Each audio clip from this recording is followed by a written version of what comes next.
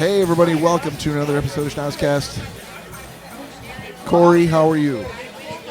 Oh, Bobbert, I am swell, I think, now.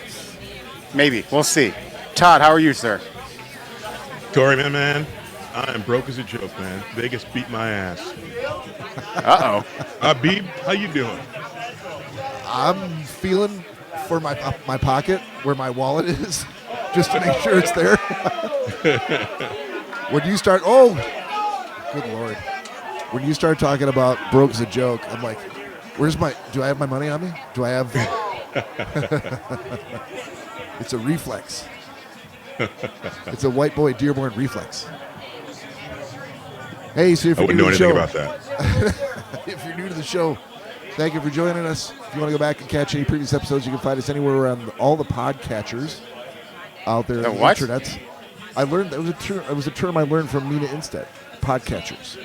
Is that a real? I didn't realize that was a real thing. I hadn't heard it before, but it makes total sense to me, and it sounds better than all the podcast platforms, so I'm sticking with it. Or you can find us on YouTube, and definitely give us a like or subscribe. And Do that. Where are we here? We are back at Uncle Ray's in Dearborn Heights, Michigan. Shout out to Jason Thomas for hosting us once again. We're here for the Lions versus Cowboys. Cowboys 6-5-1, Lions 7-5. We're going to see exactly what the Lions can do today. I mean, it's looking promising right now. It's a lot of football to play, Cory. There's a lot of time left, yeah. And this is a hot Dallas team. Yeah. I think the prevailing view of the sporting world is that the Lions are going to lose this game. And I had sent you boys a screen grab from somebody who posted, I don't know. Oh, they're part of the Lions Syndicate Facebook group. I'm assuming that Facebook is just another one of their landing areas, because who creates a group to follow Lions and then host themselves on Facebook in 2025? I don't know.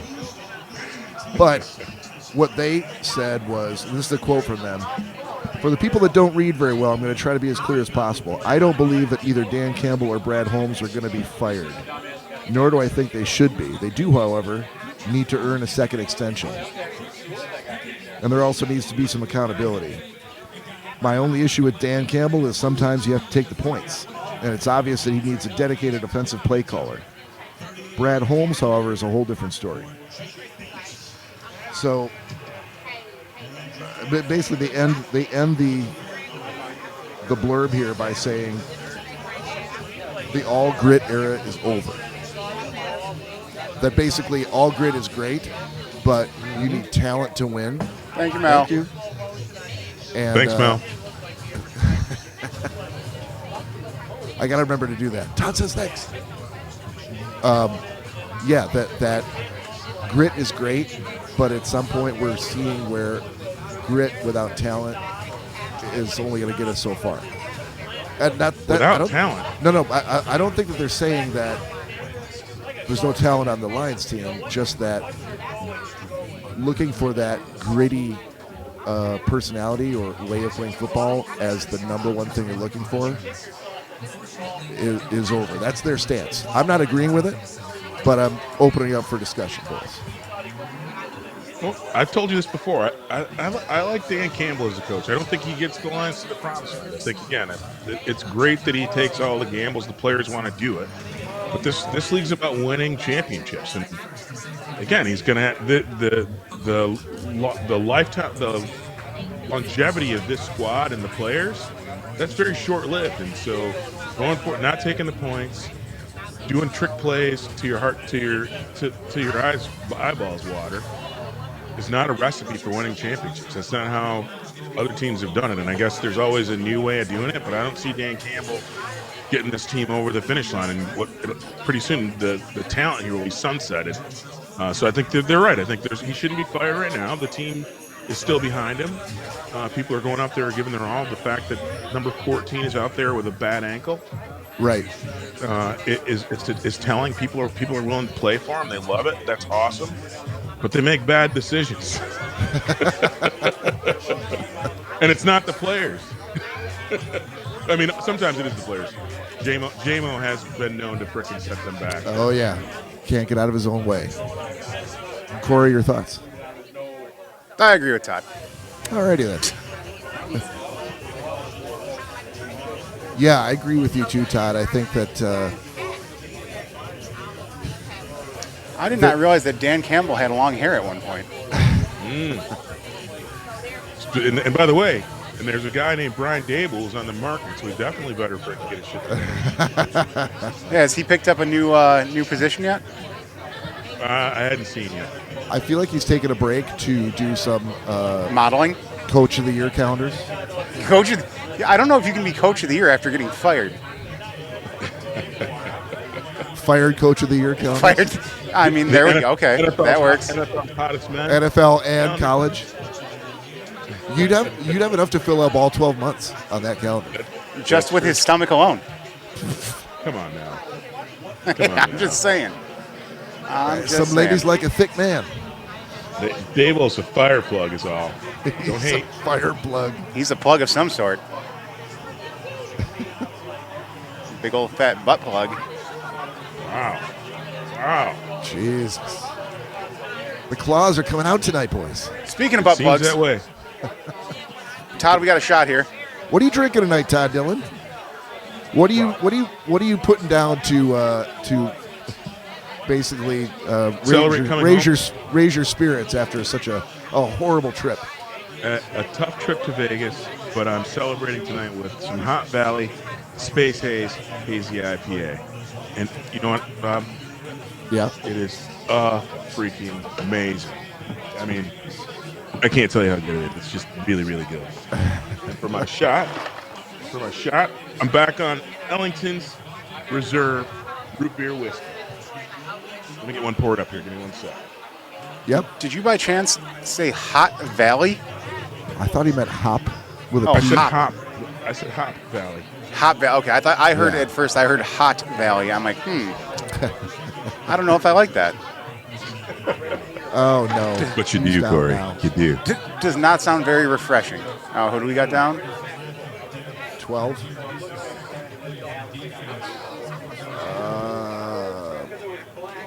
I can't tell who it is. Harper. Oh no. He had a great game actually last week, I thought. I got my shot ready, boys. All right. Well, here we go. Cheers, boys. Cheers. Salute.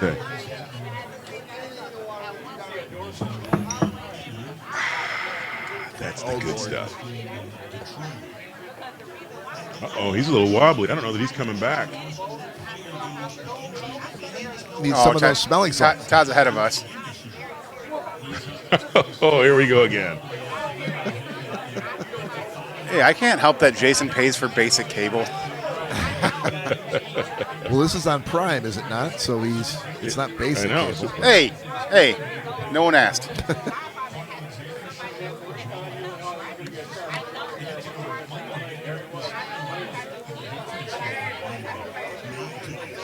Yeah, we have had a tough schedule. I mean, compared to last year, super tough schedule. The Bears, in comparison, their schedule ain't as tough, which may explain their record. John Morton as the play caller. God damn those fake ones. Oh. Sorry. Todd, if you could see what we're seeing right now. Is there somebody there with some fake Hootie Macs? Absolutely. Yep. Nice. They are nice. Nice and fake. Yeah, definitely fake. But nonetheless, Todd, still nice. I'll take They're a real picture. to the touch.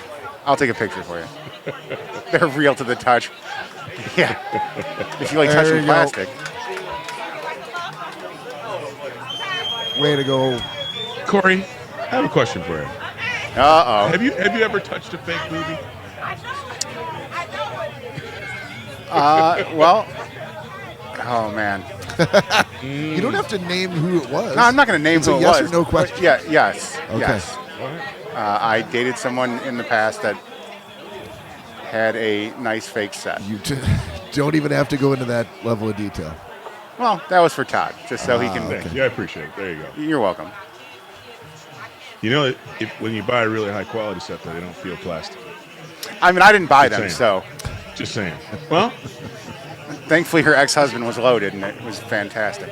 well, if you said they were plastic, if he was loaded, he cheaped out on her. I didn't. I was just making an overall joke, Todd. Oh, okay, I got you. Yeah. Well, sorry for the confusion, but I can send you pictures later. There you go. Yeah, good fake ones are pretty astounding.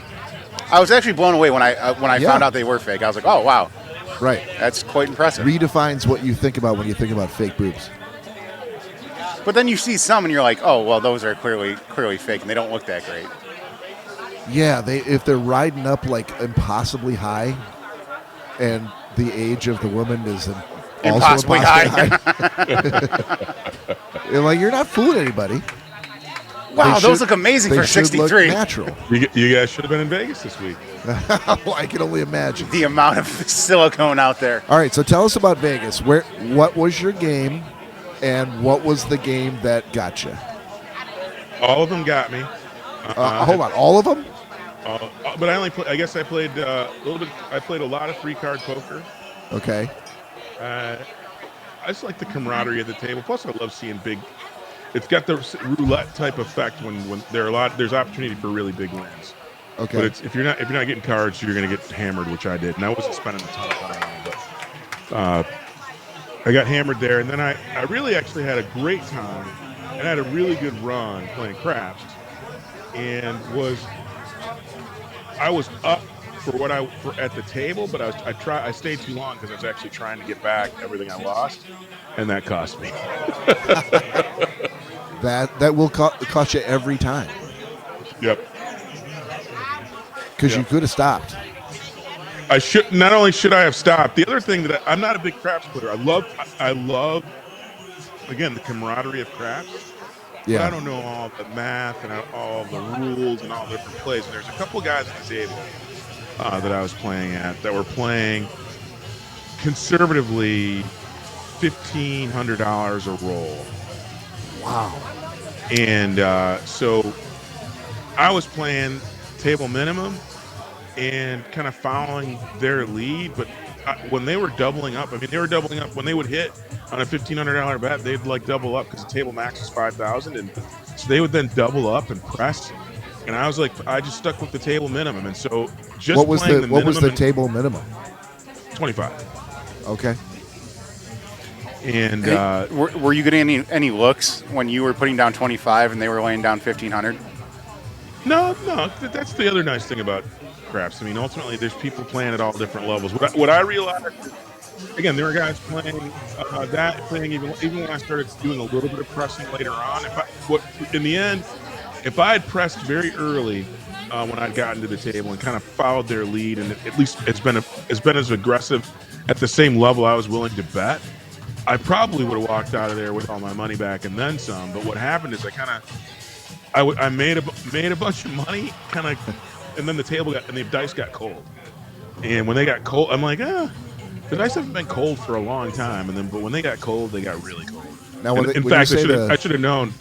There was one time when I had the roll and I rolled 3 7s in a row, which it was open, so people got their come line bets back, but all the specialty bets get erased when you're rolling 70. So, and I myself was putting on top of my $25 minimum there, I was betting $60 across the specialty bet line because I'd actually hit that early in the night. And so, yeah, at the end of the day, I got hammered because I was playing not in balance and I wasn't really capitalizing when the dice were hot. When you say the dice got cold, did they get cold just for you or the whole table? The whole table. Okay. I got one. The smartest guy was a guy. Actually, one guy gave me $50 because my first set of rolls, I rolled for 20 minutes straight, Oh wow. And made that, and this guy was the biggest better, and he was crushing it. So he gave me $50, and it's funny, I didn't see he gave it to me, and he tossed it to me behind on the fire line, if you're familiar with craps, and I actually ended up, and so I didn't see it right away, and they took it like a insurance bet, and so literally the next roll of the dice, dude hit the number, and I got freaking $100 bucks. $125 on the $50 that he gave me for rolling the dice well. So like out of the gate, I was like doing really well. But I could do no wrong. That was awesome. Well, I'm sorry they went cold for you. Yeah. It's Vegas, man. I don't ever plan on walking out of there with any money. That'll be like then I'll want to go back. It's nice now. I don't want to go back for another year. Well, that's what they after that run. I don't blame you, buddy. That's what they say, and I always felt like that was good advice. Like when you go to Vegas or you go to a casino, you should go with the amount of money that you're comfortable losing. 100%. And feel confident that you could keep pressing and you could try to be aggressive as long as like when that money's gone, you stop. Like there's no going back to the ATM, no going back to the credit card. Right. When the money you plan to lose is gone, then you've had a good time. Which I did. I stayed exactly within the budget I set for myself. All right. So when you say you're broke as a joke and you lost, I don't think that's necessarily telling the correct story. Oh, big old fake ones. Sorry, guys. You'll know every time she walks in front of the table. Yeah. If only we had that other camera that was over there. I know. Out of all the days for it to not work. Of all the days. I think what something was bad that? happened.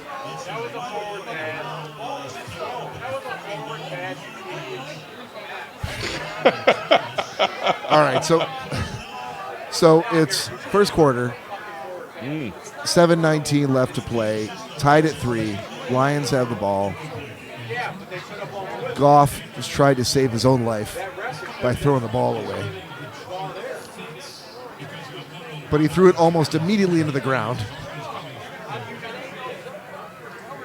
And you could argue that it wasn't the defender's hand that caused the ball to go in the ground. Yeah, you got lucky. You got lucky. That little home cooking. But now it's 3rd and 8.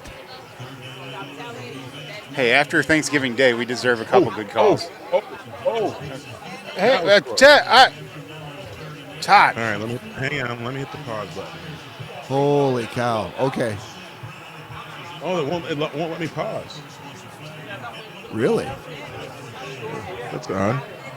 Must be the mother-in-law feature.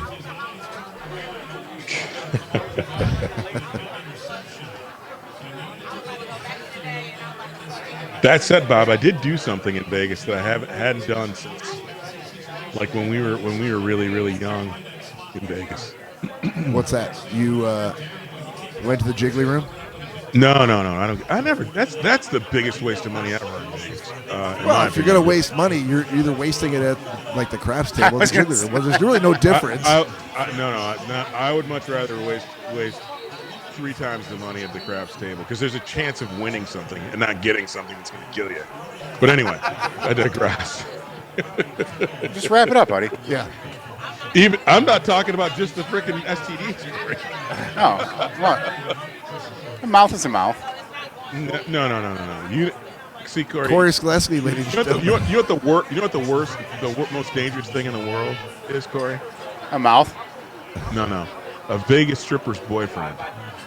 Anyway. Oh, good point. You were flying home the next day. Good point. No, he's still got to make it to the airport. You could evade for 6 hours. It's a waste of money. I don't do it. I did it once and realized it was horrible. Don't do that. But I did go to the sports book, and I didn't gamble.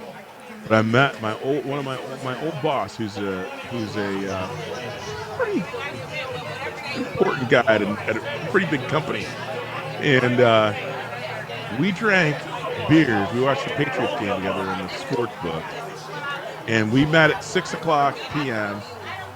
and we had the waitress bring us beers, each time our glasses were empty, and I left the sports book at 4:30 a.m. Nice. That's a long night, buddy. Did you have like a work meeting at 8? No, I didn't act the cool thing. I didn't have any work agenda. This was my first time going to Wait this a minute. event as a pure spectator. So was this a conference, like a Yes. expo kind of a thing? It was reInvent. Reinvent. So they're advertising different products, and they've got all sorts of booths and whatnot. Yep. Some training stations and meeting rooms and stuff. All that stuff. So you weren't presenting anything. Not or one there thing. What was I so was- you were representing? I was there to be sucked up to. I wasn't even representing. I just was there. Dude. It was beautiful. I got to tell you, yeah, I've had one of those, only one, where you and I were working together, I think.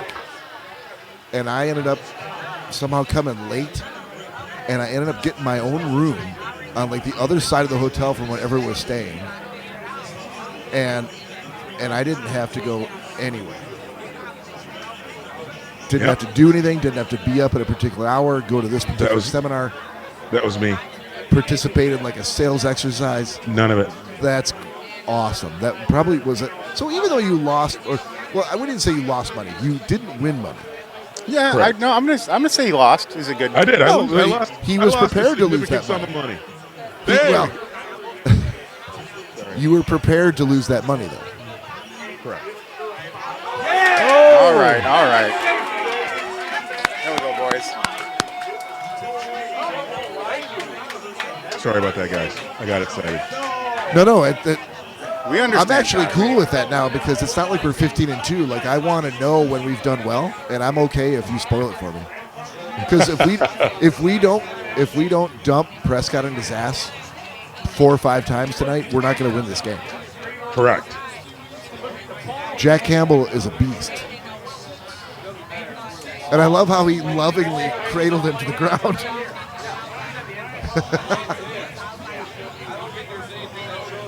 Which, in that aspect too, going back a couple games, there was the game-ending tackle that Hutchinson made. Yeah. That I still laugh at seeing the highlights of it today because he once he was wrapped onto him, he literally like Supermaned it and let his legs off the ground. He used his legs sort of as a fulcrum to like just to get that momentum really going, and really put him to the ground. And I don't think I've ever seen that in an NFL tackle. I've seen that a lot of times in like a high school football game. Yeah, not in the NFL though. No. Oh, so they're showing Hutchinson might have made that tackle. He was just a minute too late.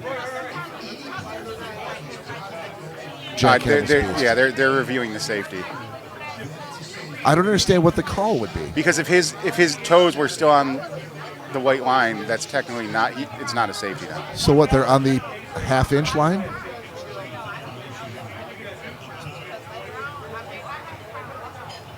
Todd, I appreciate you being silent since you probably already know what the ruling is.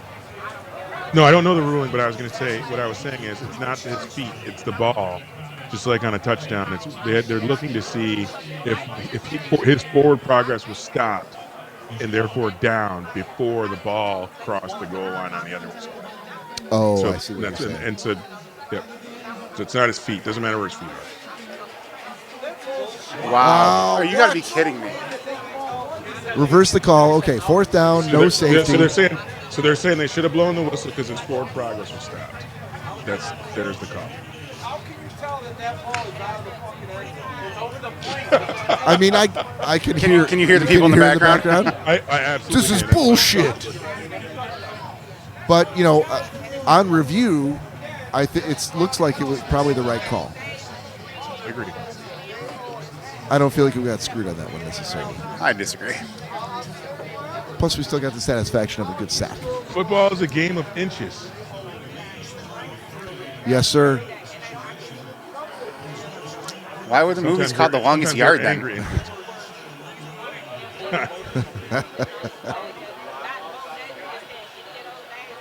Not the longest inches. Yeah, but the longest yard is the longest 30 inches, Corey. That was a hell of a kick. 36 inches, sorry. 38-yard line. I was going to say, I'm like, what? I'm like 30. All What right. was I thinking? I was thinking in metric terms. I'm not great at math. I'm not great at math, Todd. But I was like, hey, wait a second. I don't think that's correct. Exactly. Corey, Exactly. As soon as I Corey's said not it, I a was like, wait a minute. Corey's not a mathematician. He is a, as I learned this, More of a scientist. as I learned this week, he's a lonely scientist.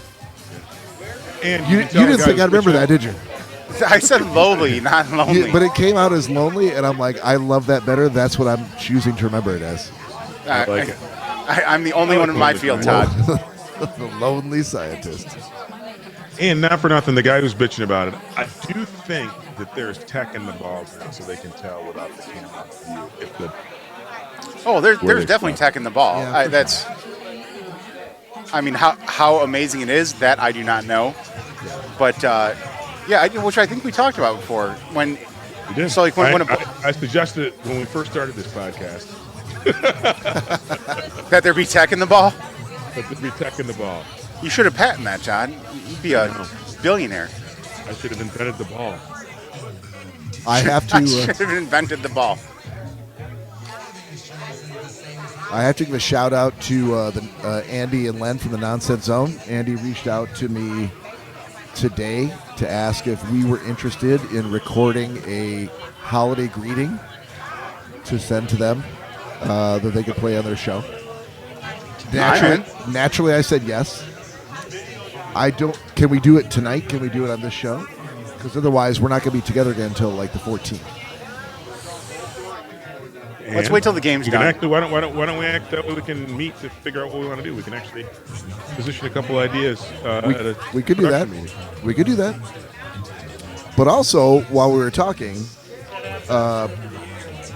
he told me, I keep hoping that I will see how I can apply for the job of Todd's assistant. I could You want to carry see New Jerome? I could carry his bags to the helicopter. I You got to do a said, lot more than that. I said, now that is a lucrative gig. You'd have to have a savant level knowledge of chicken resuscitation, conference level AV configuration, and black action figures. So I think the bar is set very high, but if you have some sort of a printable application that we could send to him, that would be fantastic. I'll get the JD out there too. Okay. You got to do a lot of hoolie wrangling, man. Jerome was I a think good he's up hoolie for wrangler. it. I think he's up for it. And Andy, you need to legally change your name to Jerome. Ooh. Well, that's what he doesn't have to legally change that. No, Todd. Better hop too. Corey's taking charge of your entire I know. hiring You better process. hop too when I say it. I'm like, doesn't matter if it's legal or not. I just want to know. I just want to know that people are hopping too when I say it. I think he needs to legally change his name. That's number one. Oh.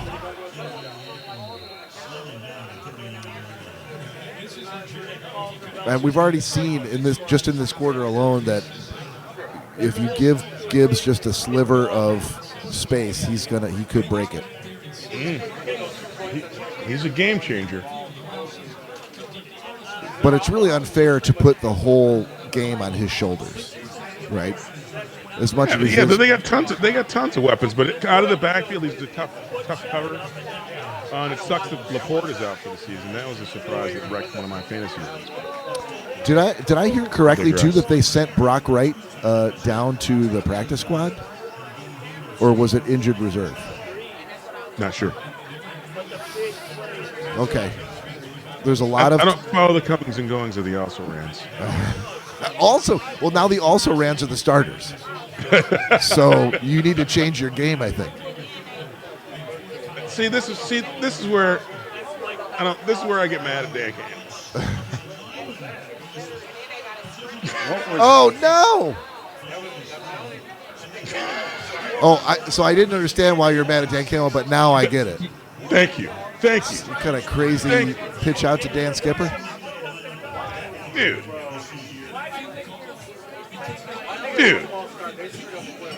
And even if he'd caught the ball, he was going to fumble it. I mean, look at that level of athleticism.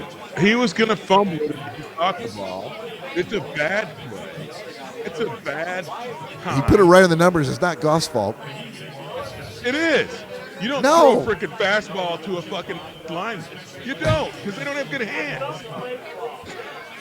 Well, then you don't run a play And where you know what that else lineman's and catching the and ball. and here's why else it's Goff's fault. You know what else you do? When the What? coach sends in a bullshit play in a game that you're still in, you call an audible.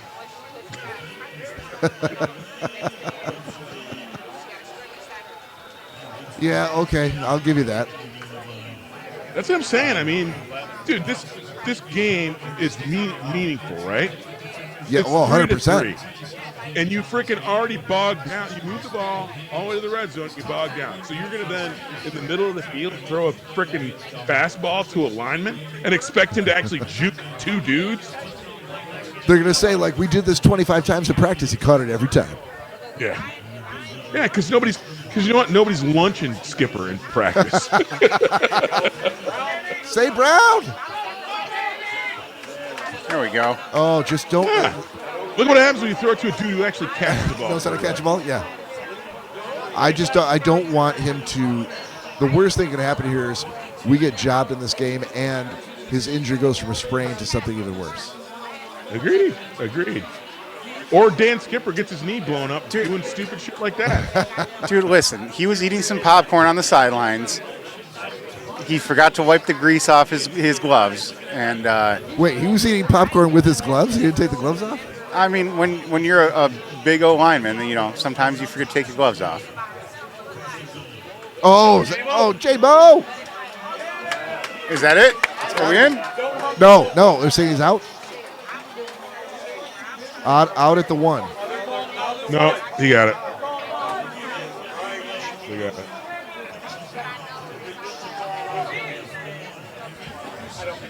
Because you know what's even further ahead than my prime? The betting line? Oh, he was out. On review, it's going to get reversed. It showed up as 9 on my... Oh, yeah, he's down. On your FanDuel? not my FanDuel, on my fantasy app, though, which is further, way far ahead. Well, even better. Mary's running back just scored. Hit the button. Hey, dude.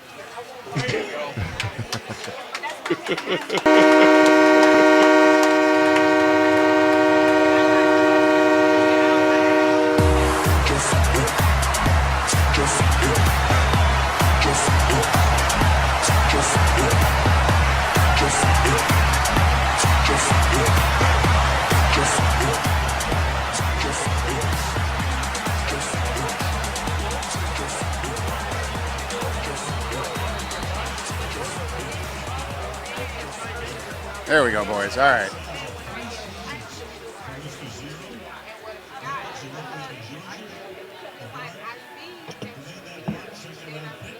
Good call, Todd. Thank you, sir. Because he saw it. It wasn't intuition that gave him that. Todd's got a third eye, right? A lot of people have Right it. in his butthole. Right, well, a lot of people have it here. Todd's is somewhere south of that. Yeah, way south. Yeah. Third eye blind, baby. Wow. Yeah. That's all I got to say to that.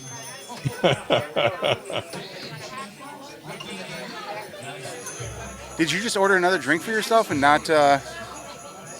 We just scored. We're not getting Fireball? Yeah, we are. Oh, okay. Why don't you settle the fuck down and trust that I would have ordered shots? When do I wonder, not Bob. order shots? Sometimes I wonder. And I'm not going to be doing shots at the same pace as you guys know, pre-warning, because I got an early day tomorrow. I just assume that by the time we do our shots, you've done your shots already like 4 seconds before. There you go. That's it. Assume that. FanDuel said so. Yeah. FanDuel. So you have an early day on Friday? Indeed. Who set that up and why did you accept it? I'll talk to you offline. Okay. And how early are we talking? Well, he's on the... Actually, my normal early is I'm up at 5 a.m. to work out anyway, so I'll be up for that. But normally I have like a couple hours after I get done working out and doing my morning routine to kind of settle in. But I have like literally right at six when I'm done with my victory hour, I got to spring right into some work I got to get done. So we had a good week. Got to gamble. Didn't have to do shit. all on the company dime. And now he's going to put in 1 day worth of work before the weekend. Correct.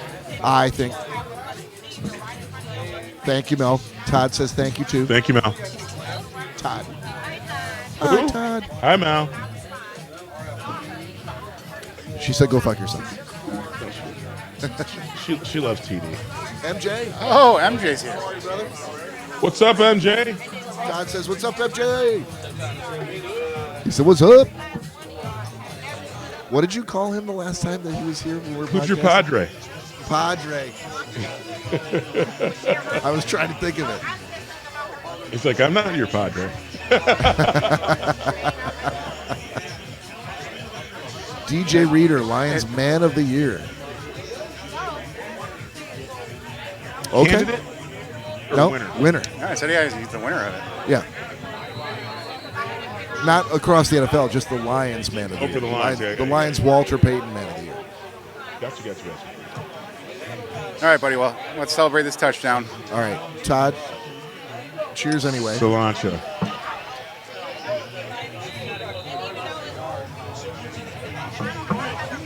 I gotta tell you guys, this Hot Valley Space Haze is amazing.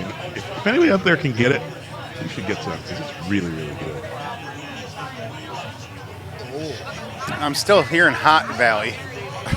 I don't know why you're here in Hot Valley. Your It's stuck mind's in the gutter. Well, that's where it's always stuck, Todd.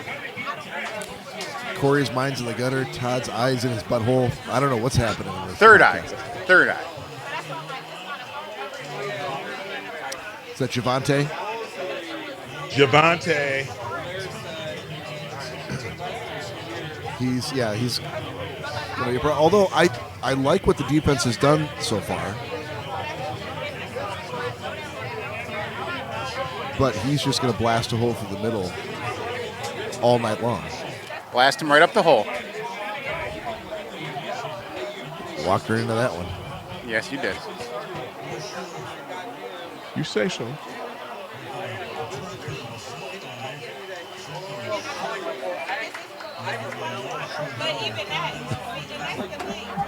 Oh, and just a little update, guys. Fakes are gone. They up and left. Because the game's over. I'm a little disappointed. They're only here for the beef quesadillas. Didn't care about the Lions game. Is that what's? Oh, that is the special tonight. Yeah. Oh, got soft tacos tonight? Uh-oh.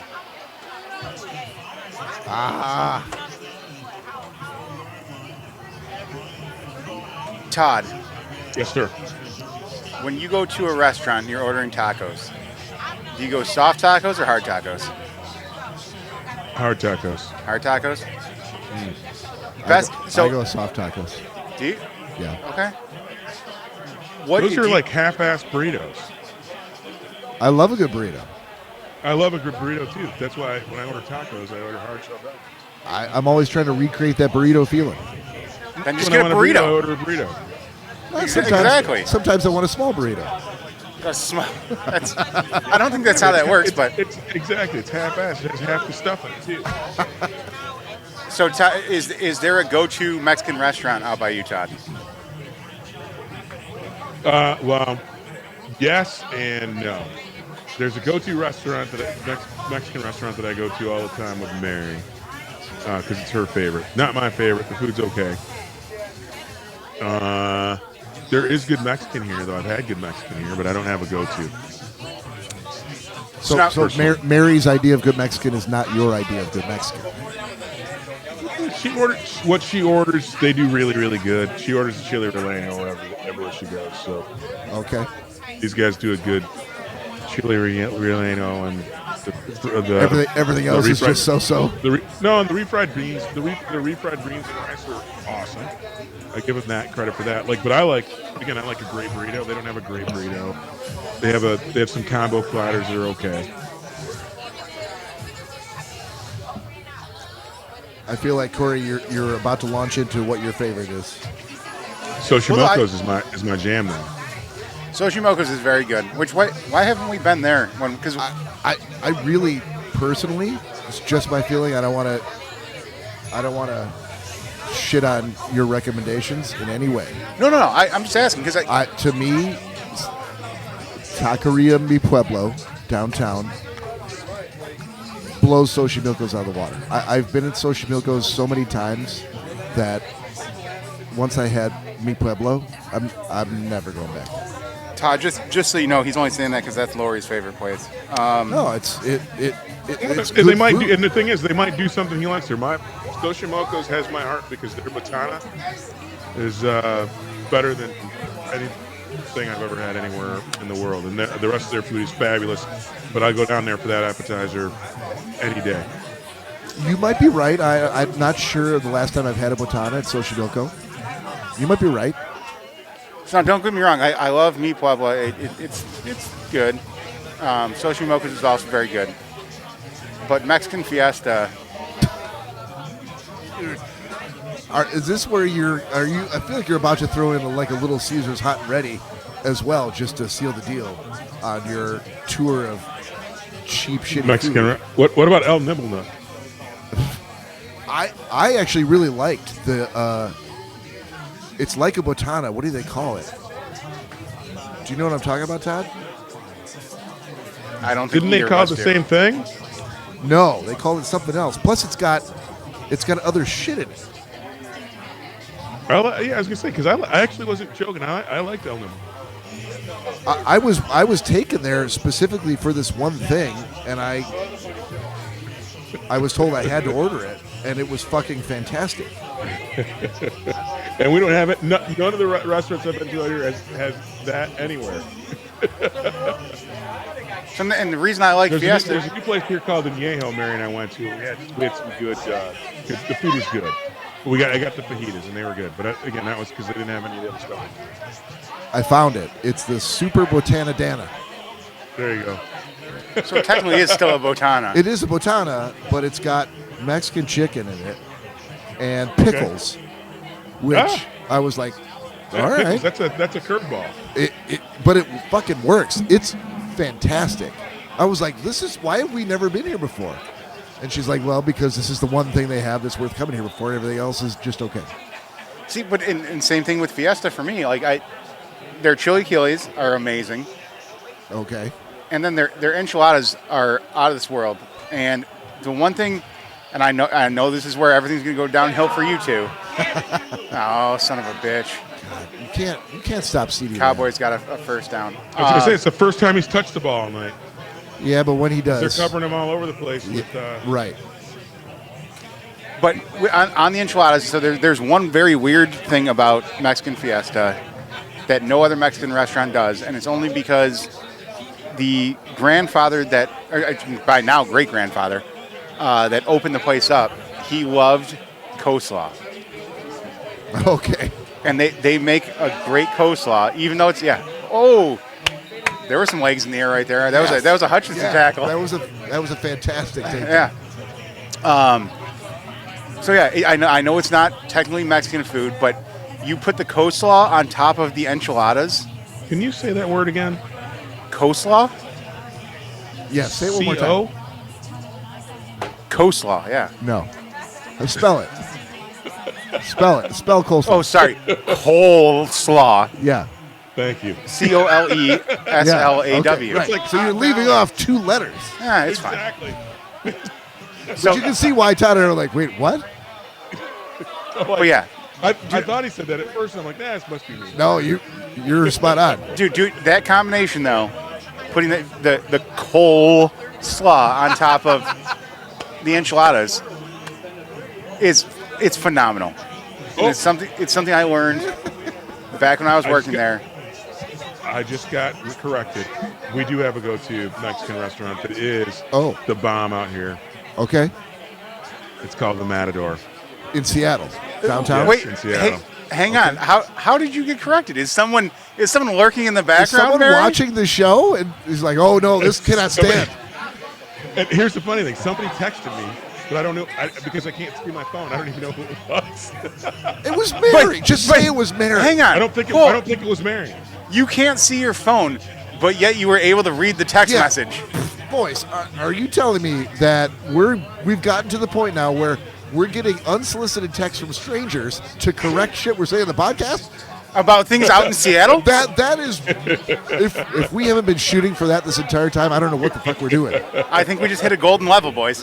Yeah, this is more important than like 10,000 downloads on Podbean. I think this is better than the signing of the Declaration of Independence. The signing of the what? Declaration of Independence. Coastlaw boy. Coastlaw boy.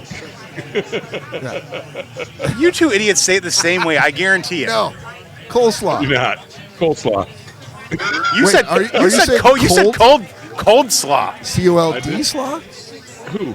You. Coleslaw. Oh, I could have sworn I heard a hard D at the end of that coal. I did not say Bob D. loves hard D, but I did Walked not into say that D. one again. Coleslaw. This is my night of just walking directly into the wall, left and right. sorry, buddy. This is what it is. Sometimes you got to take the low-hanging fruit. Yep. That's what she said. That's what got Adam in trouble. Unless it's cold outside, then some high and tight hanging Yeah, fruit. shout out to El Nibblenook for an amazing Super Botanadana. And I'm glad they. Oh, dude, Where's this at? Where's this at? El Nibblenook is It's on Grand River and 8 Mile.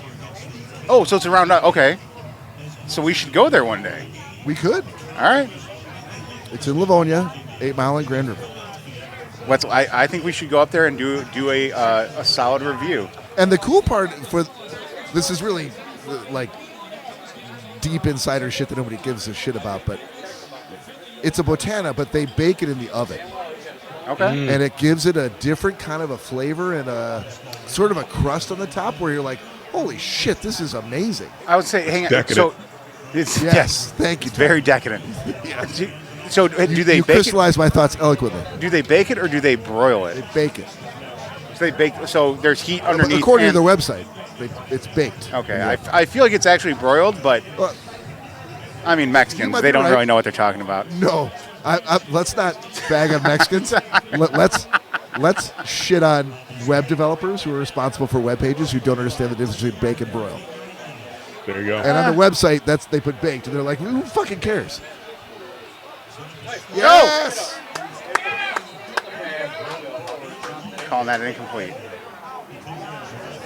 I'll tell you what, boys. There's still 10 minutes of ball left to play in this first half, but we're up 10-3, and if we get out of this first half up 10-3 or better, we are doing way better than the entire sporting world thought that we would do. That is true, but we need at least one more touchdown. Yeah, well, we need to stop. Well, Well, obviously, yeah. They're at the 15, 3rd and 10. They're sending everybody and their brother out to the. Oh! See, I had man. to hold my water.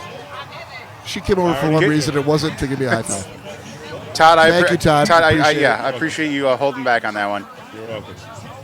But yeah, but it was also funny too because Mel came over to grab our shot glasses, and Bob went to go give her a high five. She never looked And at she me just- one time. She was like, "Nope, just here for the shot glasses," and immediately left. Yeah. But Nice she, hook shot. yeah. God damn it, Todd.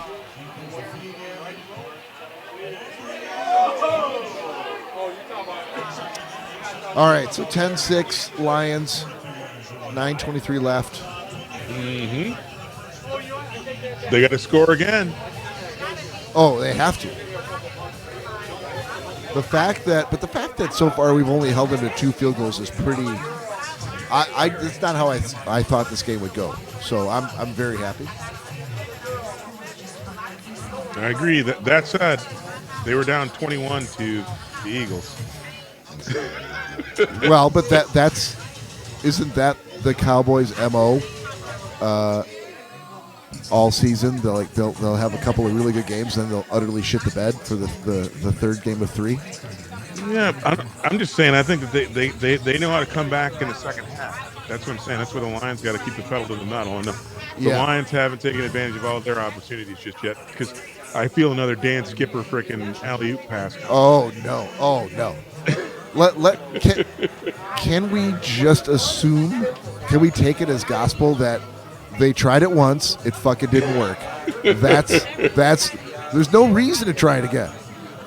It'll be something different. Unless It'll be he's something so different, but crazier. insane. He's such an insane coach. He's like, they'll never expect us to do that again because it fucking failed. But you know what we're gonna do? We're gonna try it one more time. Exactly. We're gonna line up in punt formation on first down and then throw it. Damn it.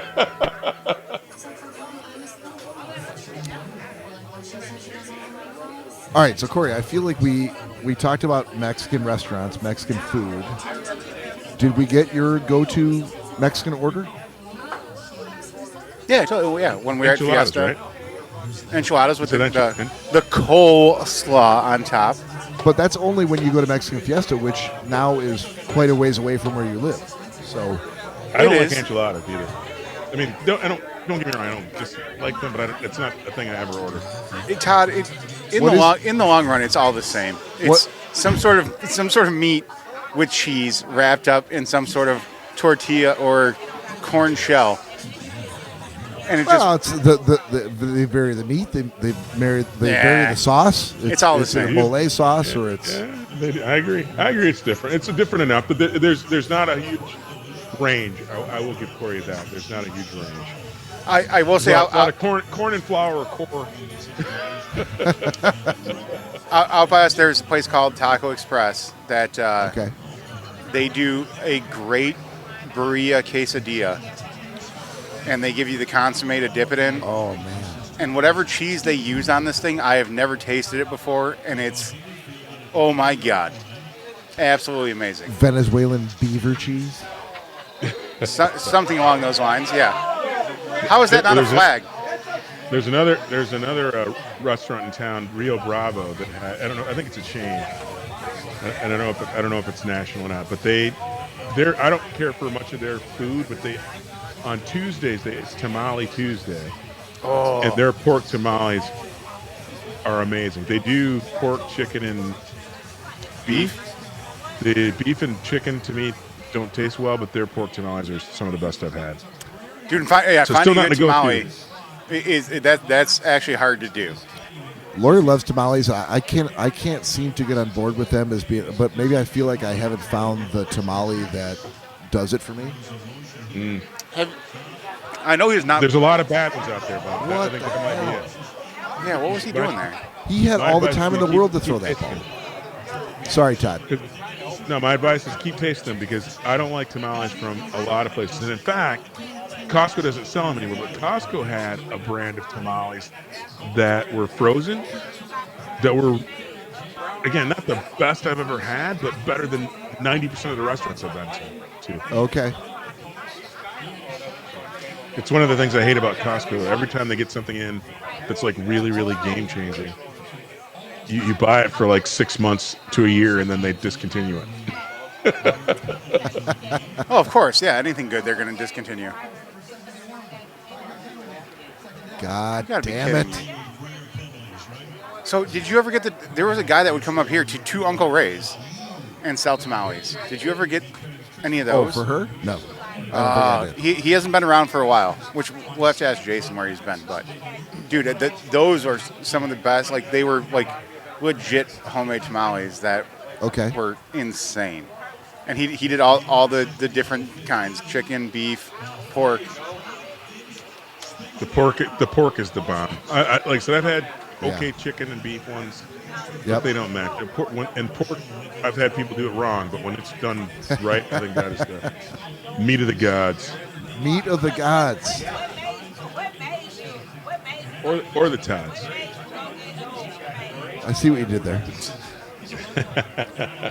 You're picking up what I'm putting down. Yes, sir. Now you got me thinking, like, because, yeah, Now we want some goddamn tamales. we're not. How is that not offsides? Now that we're talking about food, can I tell you my funny airplane story? Absolutely. This, this is not to offend or to body shame or anything else. But part of the other reason it was nice to get on this to go on this trip is I was actually about 1,000 miles short of getting the next level of status on the airline that I like to fly, and so everything kind of came together for that. Okay. So on my flight back, while I didn't get upgraded to first class, I was in the premium section, and I was on a window, and I sat down, and then like the plane was like mostly filled up, and there was a guy on the aisle. I like the window, and so I'm thinking, oh, is this gonna work? And then the most hugest dude in the history of huge dudes, with the smiliest of faces, and sweat coming down because it was just a labor to move. Starts heading my way. I'm like, oh no, this guy's gonna be right towards you. Right in the middle. I'm like, no. And as luck would have it, he was one row ahead of me. Woo! That's a win, dude. That's a win. It was a win. Here's the other win, and this is gonna sound so again racist. Hopefully, no. So nakedly racist that making us thrown off of YouTube. Wow, Todd. I don't know where Bob's coming from with it. There was not one point in that first story that was racist at all. But I feel it's coming though. No. I mean, racist towards fat people, I guess. But dude sat down, and I shit you not, the fucking aroma of Cinnabon was emanating from his body. Hang on, though. Is that a bad thing? That's what I'm saying. Oh, that's the win he was talking about. Oh, it's a win. It's the win. Okay, but I'm like, and then I just felt bad because I'm like, I want to sniff this fat man. Sit closer to me, fat man. He smells like the fucking greatest Cinnabon in the history of the universe. I'm like, is that cologne for fat people? I'm like, this dude smells delicious, and he's as big as a fucking house. Look it up real quick. Is there what am I looking up? Cinnabon cologne? I feel like it might be a thing. Do you know what this Google search is going to do to my algorithm? I know. It might give you a joy that you've never experienced before. Dude, it was the most pleasant 3-hour flight of my entire life, and I was so thankful that he wasn't sweating on me. I'm not even done typing the word cologne, but I got Cinnabon cold brew. Cory, would you call that Cinnabon cold brew? I'd call you a fucking idiot, that's for sure. I feel like there. Holy shit, there is a Cinnabon cologne. Yes, there is. Well, it's. So there's many different. There's Estee Lauder has a Cinnabar Eau de. Well, they can't call it Cinnabon because they'd be. They'd have to pay. Yeah. Demeter has a cinnamon bun cologne spray.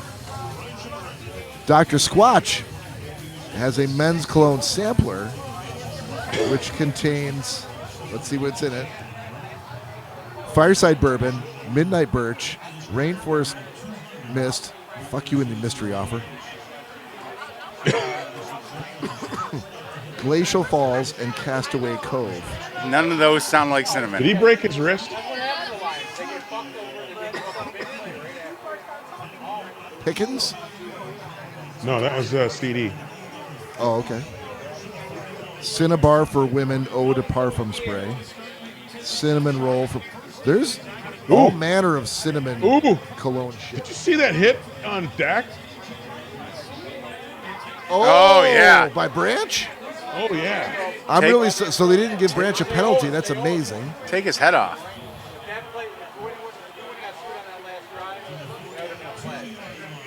Oh, get him, Hutch.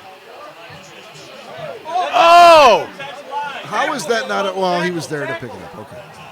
So, yeah, Todd, if you wanted to recreate this in your own home, you could. What's the price range on the actual cinnamon? Anywhere from $23 to like $60. Oh, that's not bad at all. No. Dude was rocking it. Dude was rocking it. Well, I guess we know what we're gonna get you for Christmas, Todd. Oh no! I don't need it for myself. I'm good. Yeah, No, you need it for Mary. I say we'll get No. the woman's version for Mary. Mary, just put on all of the shirts that you own, all of the hoodies that you own, Let's stop this before you and parade around the house smelling like Cinnabon. I think that every man over 300 pounds should have this in their stock. You think that? I guess I should gain some weight then, because I'd like that in my stocking.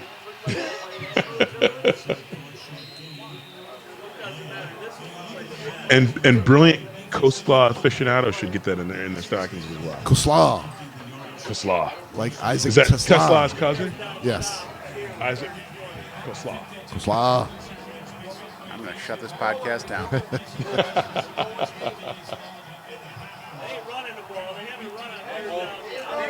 All right. 6:42 left. I feel like the second quarter's taking forever. Lions still up 10-6. Cowboys with the ball, 3rd and 21. Todd, you'll be upset to know that Old Paint did not make it tonight. Oh, I'm a huge Old Paint fan. Oh, Lions recover. There we go, boys. I mean, it was already 3rd and 21, and they weren't going to get the first for sure. So, Oh, nice punch.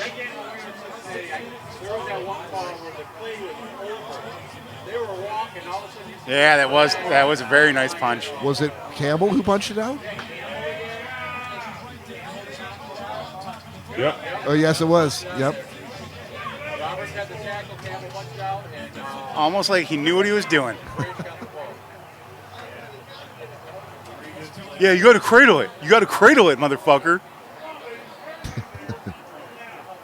It always happens when they're fighting for the extra yard to go down, but it's 3rd and a million yards. All right, so what were you saying earlier, Cory? We need a score here? I'd love to go into the half with at least one more touchdown.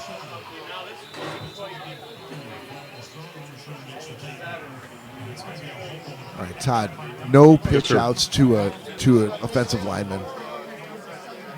Let Gibbs take it home. Dude, Skipper's really blowing this game for us.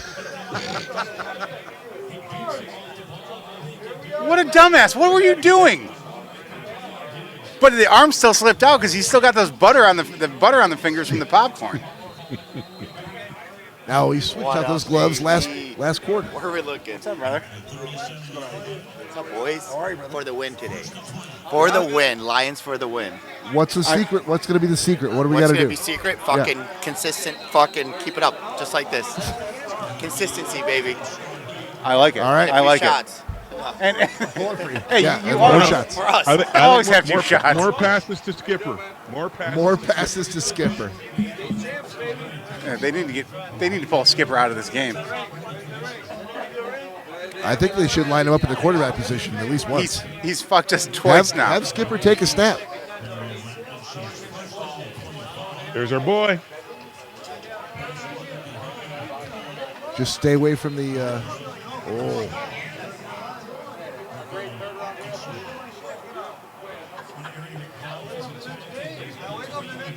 I feel like Goff's putting it on the numbers for most of the throws he's made today. Is what he, as long as they're not getting pressure in his face, he's good. Yeah. But when he so doesn't want to get hit. There we go. But he's getting a lot more time to throw on most downs than he has for weeks. Yep. Nice catch. Oh, he took off there too. J-Mo's got those wheels. And he stopped at a dime. Williams? J-Mo. Well, Williams caught the ball. Okay. Oh, Tomato, potato. Yeah.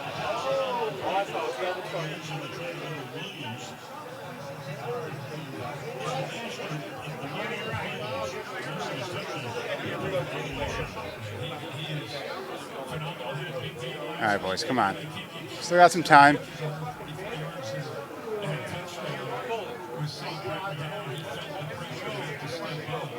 You all right over there? Yeah, I'm trying to think. Like, do How we much want time another you guys shot? showing on your end? 4:36. 4:36. That's what I'm looking at. 2 seconds on. They're about to snap 2nd and 10. Oh my goodness, you guys are going to be happy.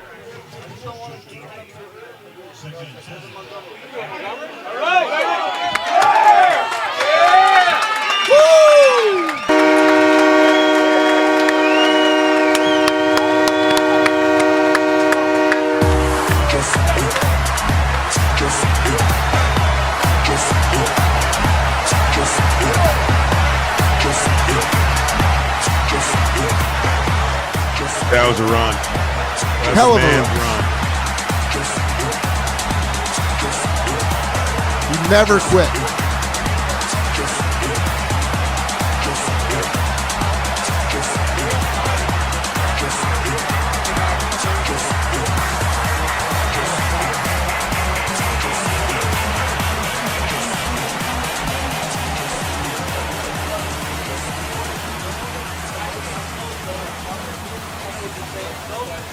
Now we're doing those. Well, yeah, that's why I'm like, should we order shots? They haven't scored, but now that they have, I'm like,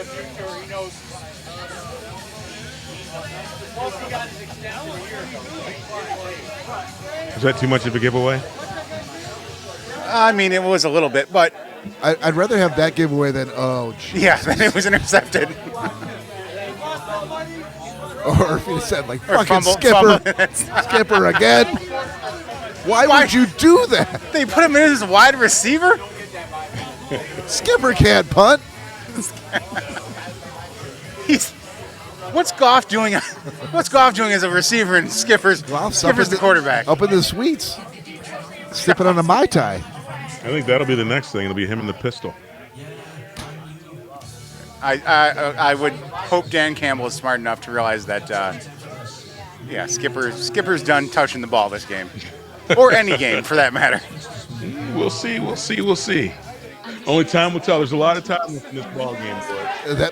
That is true. Todd's making it sound as though he's like 4 minutes ahead of us. Like, I already know how the first half ends. A lot of ball left.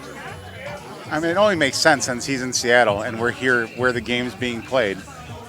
Hey, boys, can we take just a minute, because we got a TV time out here, just to do a little self-congratulatory shit. And I want to say I love you guys. In the month of November, we did 3 interviews. It's more than we've done in the previous 11 months. We had a great interview with Andrew Rivers, Todd's best friend, Seattle comedian. Indeed. Second interview with Sound Eaters. And we just finished an interview with Nina Instead. Thank you. Thank you, Mel. Thanks, Mel. Thank you, Mel. Todd says thank you. I'm okay. Might as well. Yeah, might as well. I'm all right. Just finished last Saturday an interview with Nina Instead, true crime podcaster, which will be dropping tomorrow morning. Tomorrow. 10:30 Eastern. Don't miss it. Subscribe. Yeah. And we've been getting a lot of clicks and views on all of the posts and the artwork that Cory has done to market those episodes.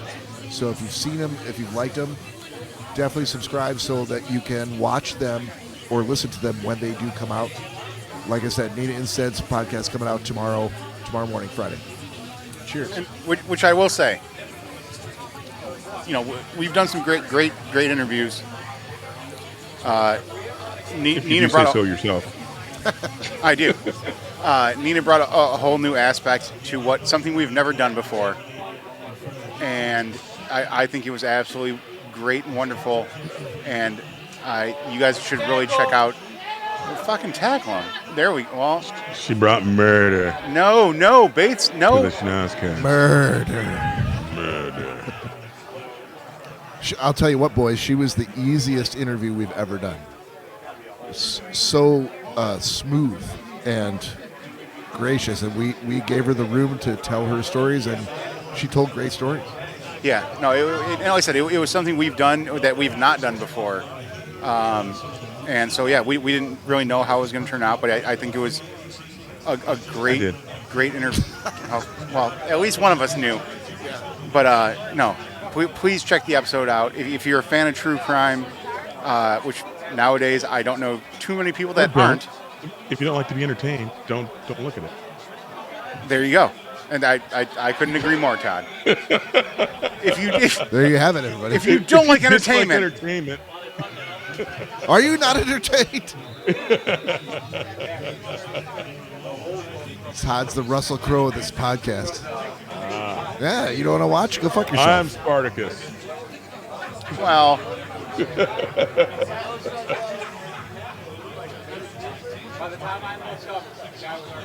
all right. So we did get the touchdown that I was worried about. Yes. But now we have to shut them down because there's still 350 left. Yeah. Somebody woke up. Number 88. Oh, no. Well, put him back to sleep. Todd, I have something to share with you that I don't. I have something to share with you too. I don't want Bob to hear this. If there was a way I could shut off his headphones, I would. I'm looking over at his iPad here, sitting on the table, and there's a brilliant picture of you in the upper right-hand corner of his iPad. Yeah. And it seems like at night he might just lay down and look at that picture, and just he's sending it to you right now. Yeah, it's a little concerning to me, but it's also cute. I'm just wondering where my picture is up there. Keep dreaming, motherfucker. Wow. Okay. That hurts me a little bit. I'm a little saddened by that.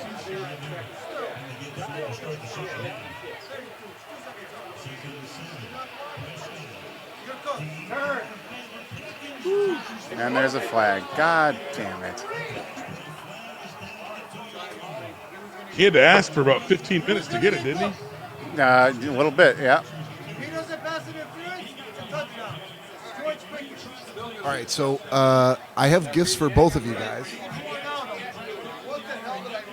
But Todd, obviously, you're not going to see yours for a little while. I mean, if I had to ballpark it, it would be in a package, which is going to come at some point in the future to you with a certain action figure of the African-American persuasion. Oh, I love it. I love it. But I could give Cory his right now. And this is courtesy of our friends at Occult 83. The last time I was there, he literally is like, "Hey, aren't you the guy with the podcast?" Yeah. He's like, "Sweet, I got something for you. You got 2 co-hosts, right?" I go, "Yeah."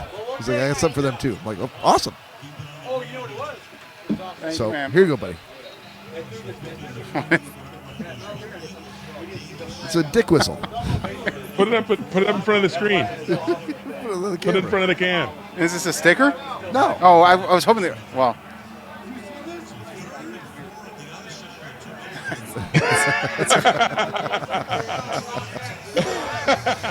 It's a dick whistle.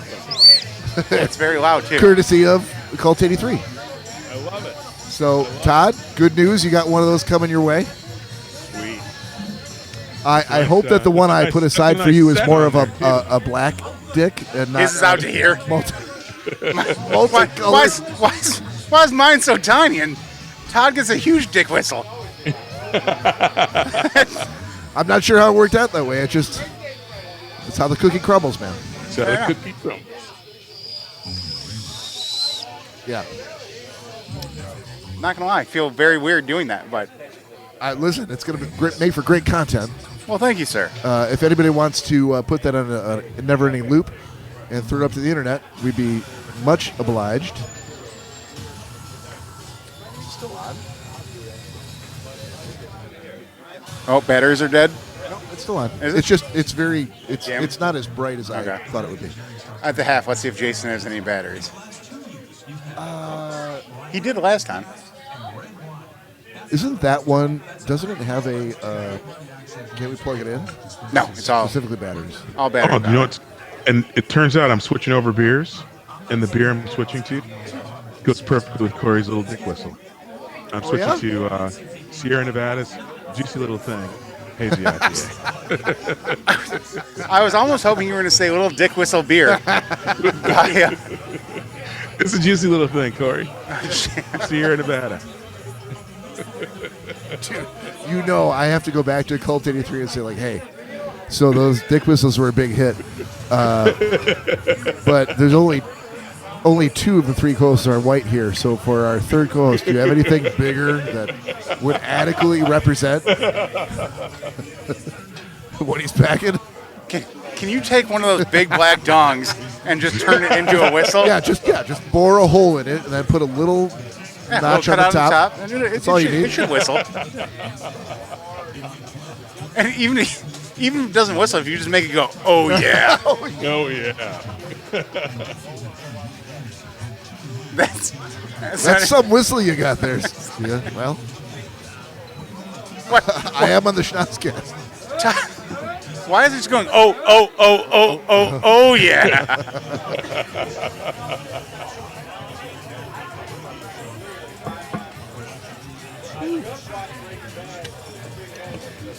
Did you see the picture of Tony Gonzalez there on the sideline? I did not. So, true story. I think T-Gown has the perfect life. I actually flew back.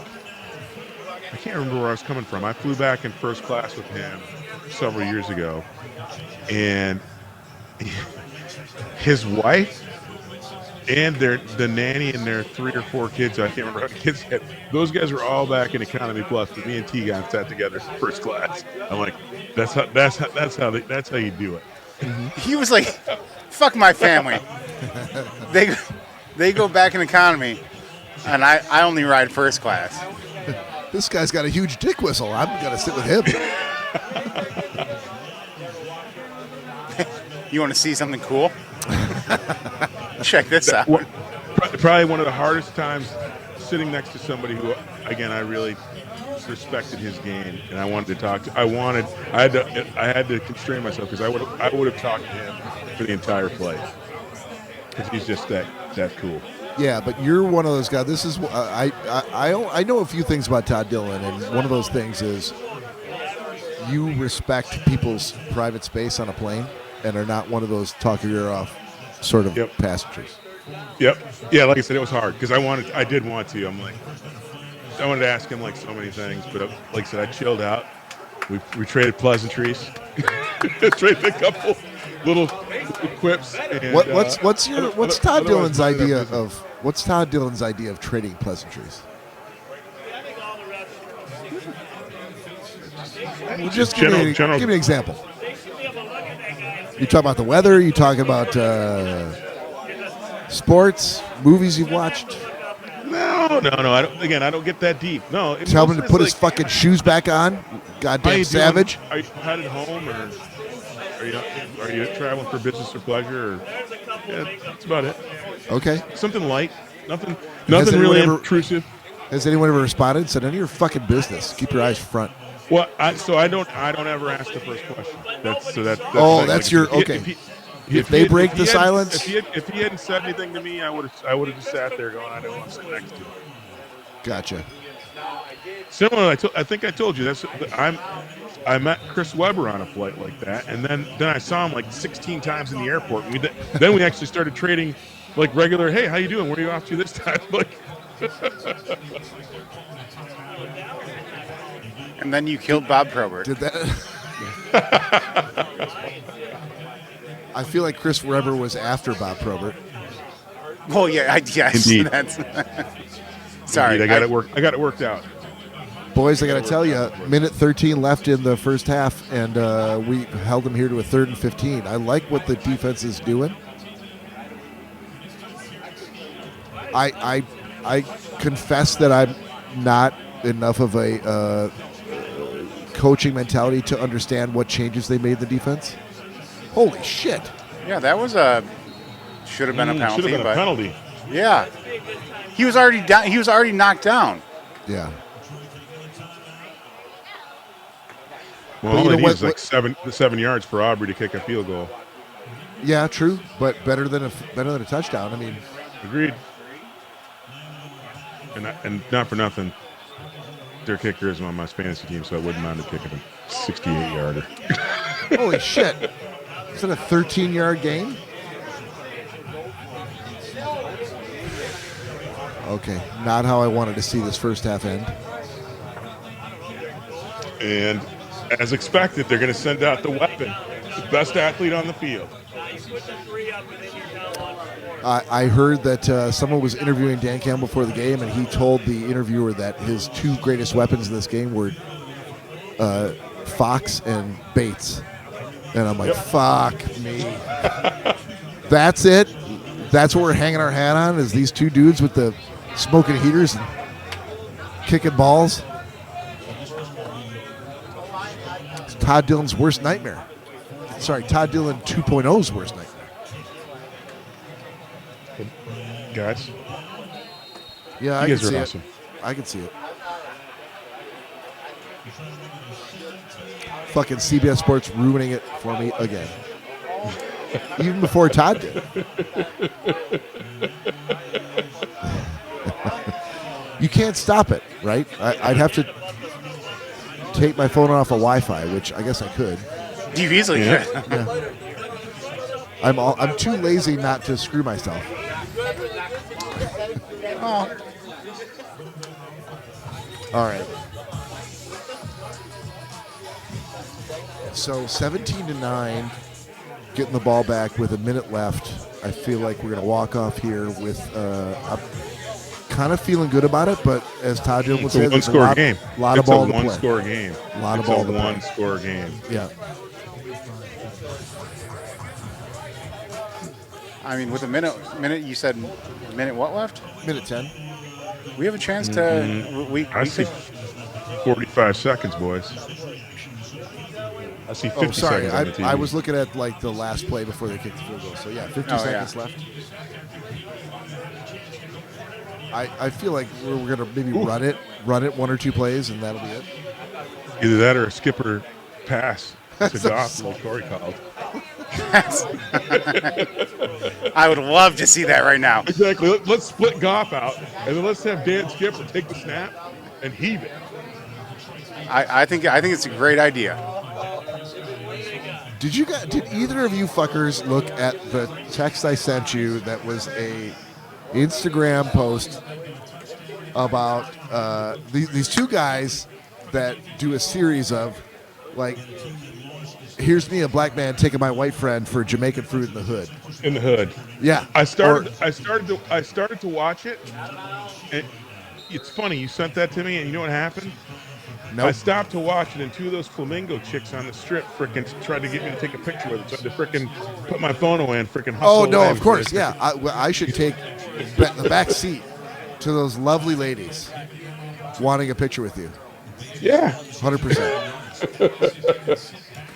All right, so maybe at halftime, take a look at it, Todd, and I want your thoughts about it because I feel like that's genius, and they do it so well. There's a better group of friends that do it even better than what you said. Oh, really? Yeah. There we go. Look at this. I like this. I like this. All right, line up. Hurry up offense. Just Yep. don't throw Skipper into it. Yeah, we do have one. You're right.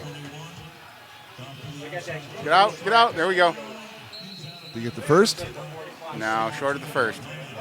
But are we anywhere near? I didn't see what the down and Third distance and one. was. Third and one at the 43. At the 43. We could do that. Yeah, They're in there we go, field goal Bates. range. Warm it up. Yeah. 17. Yeah. But also, boys, when we come back for the second half, we need to talk about the post that Todd sent us, which is the hard to believe facts about life in the 80s from people who lived through it. Oh, I don't know. Okay. One more play.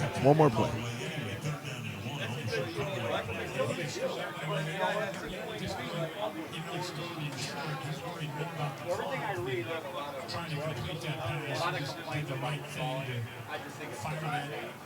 What are you doing over there, buddy? Trying to pull up the very article that I was just talking about. There it is. All right. Here we go.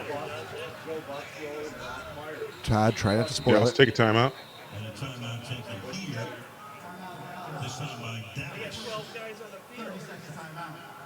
So Dallas took a timeout. Why is he? Which, by the way, what? He's wearing a stupid visor. Who? The Dallas coach. The stupid. Oh, like it's not a full cap. Yeah, you're not in a fraternity anymore, buddy. You're a grown man. And he keeps on putting Wait. more. He keeps on putting more and more pens Are in the side of visors a it. fraternity thing? Yes. Oh yeah. Do you ever wear a fucking visor? No, because Todd was. Todd? No, Todd knew. Todd knew very well, like that he should not. But he gets every time they show him, he gets more and more pens in the side of his visor. I don't think it's a fraternity thing. It definitely, dude. Look it up. We'll look it up where? Only frat boys wear visors. Fraternityvisors.com? Where am I going to look this up at? Exactly. Bob and I were in a fraternity. Oh, there's got to be a pen. There we go. A little closer. Yeah, 29. First and 10 on the 29 with 4 seconds left. 10 seconds? I guess I take mind. back every Second bad time thing I before said that. about Dan Campbell's interview about Jake Bates and Jack Fox being the two weapons that we need to employ.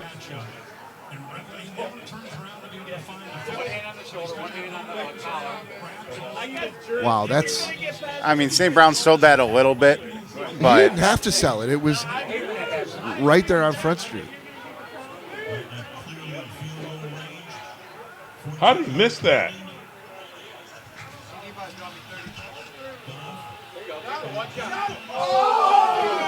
all right, I guess it's All right, Todd. field goal time. Field goal time. But please don't spoil it, Todd. I want to be surprised. Although I did sniff the potential one-handed Tesla catch again, which really disappointed didn't happen. Goff fucked that one up.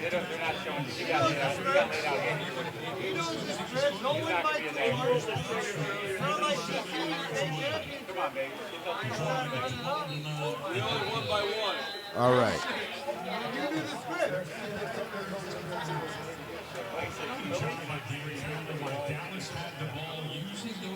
Yeah, Now, more and now more it's all I pens. can look at is the More and fucking more visor. pens keep on getting stuck up there. How many fucking pens do you need as a head coach?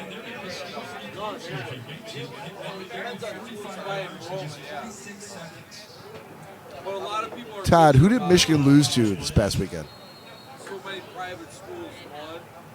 Ohio State.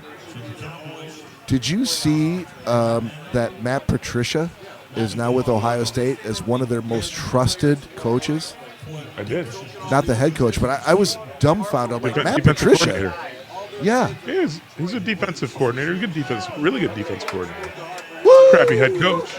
But, Really good but, defensive coordinator. But they were like, they fucking love him. Yeah. He's a They great hang on his defensive every word. coordinator. Yeah, he's that good. And I guess didn't know what he was that good.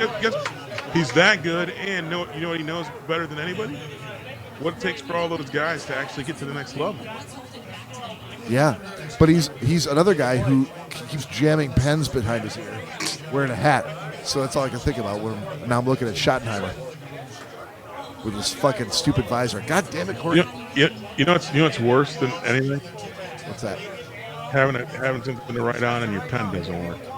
And you know what's even worse than that? Having something to write on and 2 pens that don't work. That's why you always have a third or a fourth. That's why you have as many pens as you can get on your visor. All right, all right, hang on. What? Jesus. We have Cheryl Bridges that came in the room. I was not paying attention.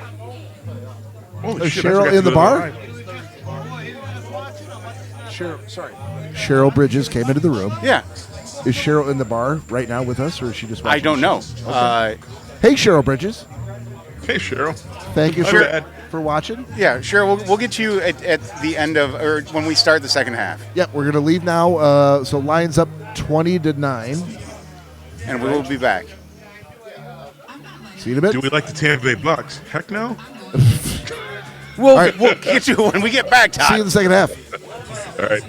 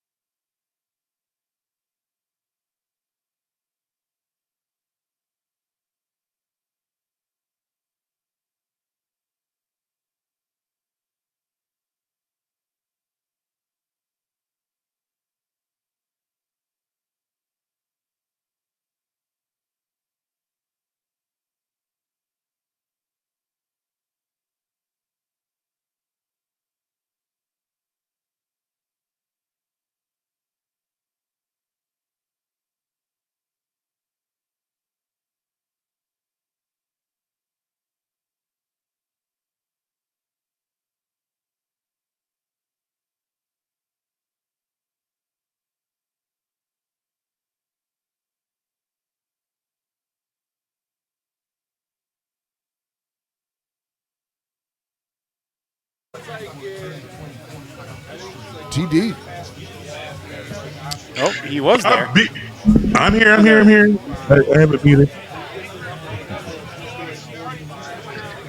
It was Mary who texted me. The reason I couldn't see it is she texted my phone, which I can't have too close to my main computer because it gives me a little bit of feedback buzz.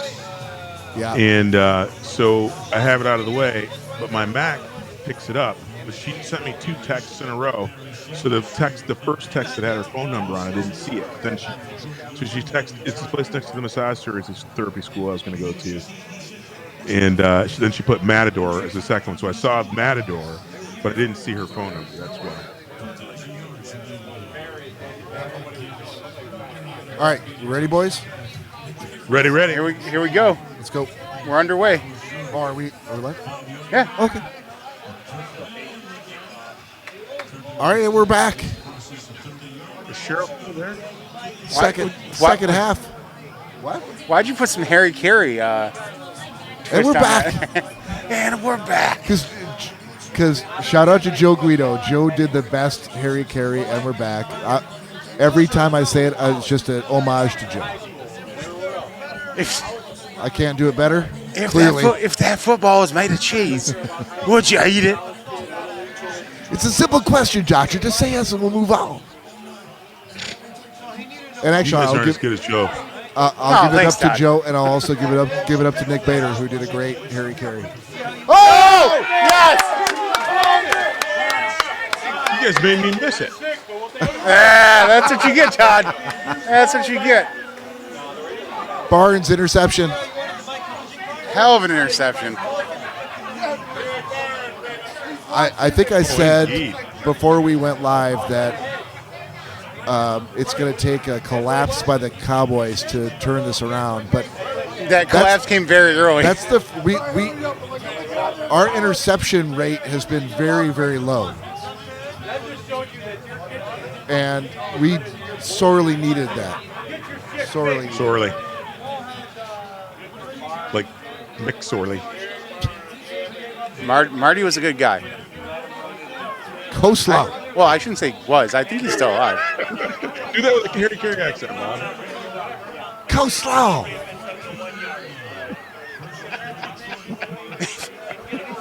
If that puck was made of coleslaw, would you eat it? Brilliant. Yeah. All right, let's turn this into something. I'm not sure James.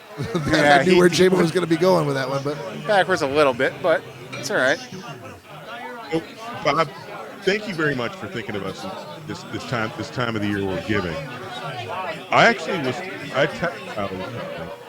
there's a funny story because I'd like to spoiler alert and share what I was planning or may still plan to give to Cory and you for Christmas.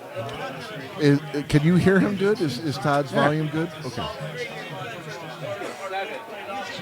I don't know if maybe he was sitting back in the chair a little bit, but No, I'll turn. No, it I'm off. sitting right at the mic. I'm sitting right at the mic. okay. Did you hear me, Cory? I heard you. Oh!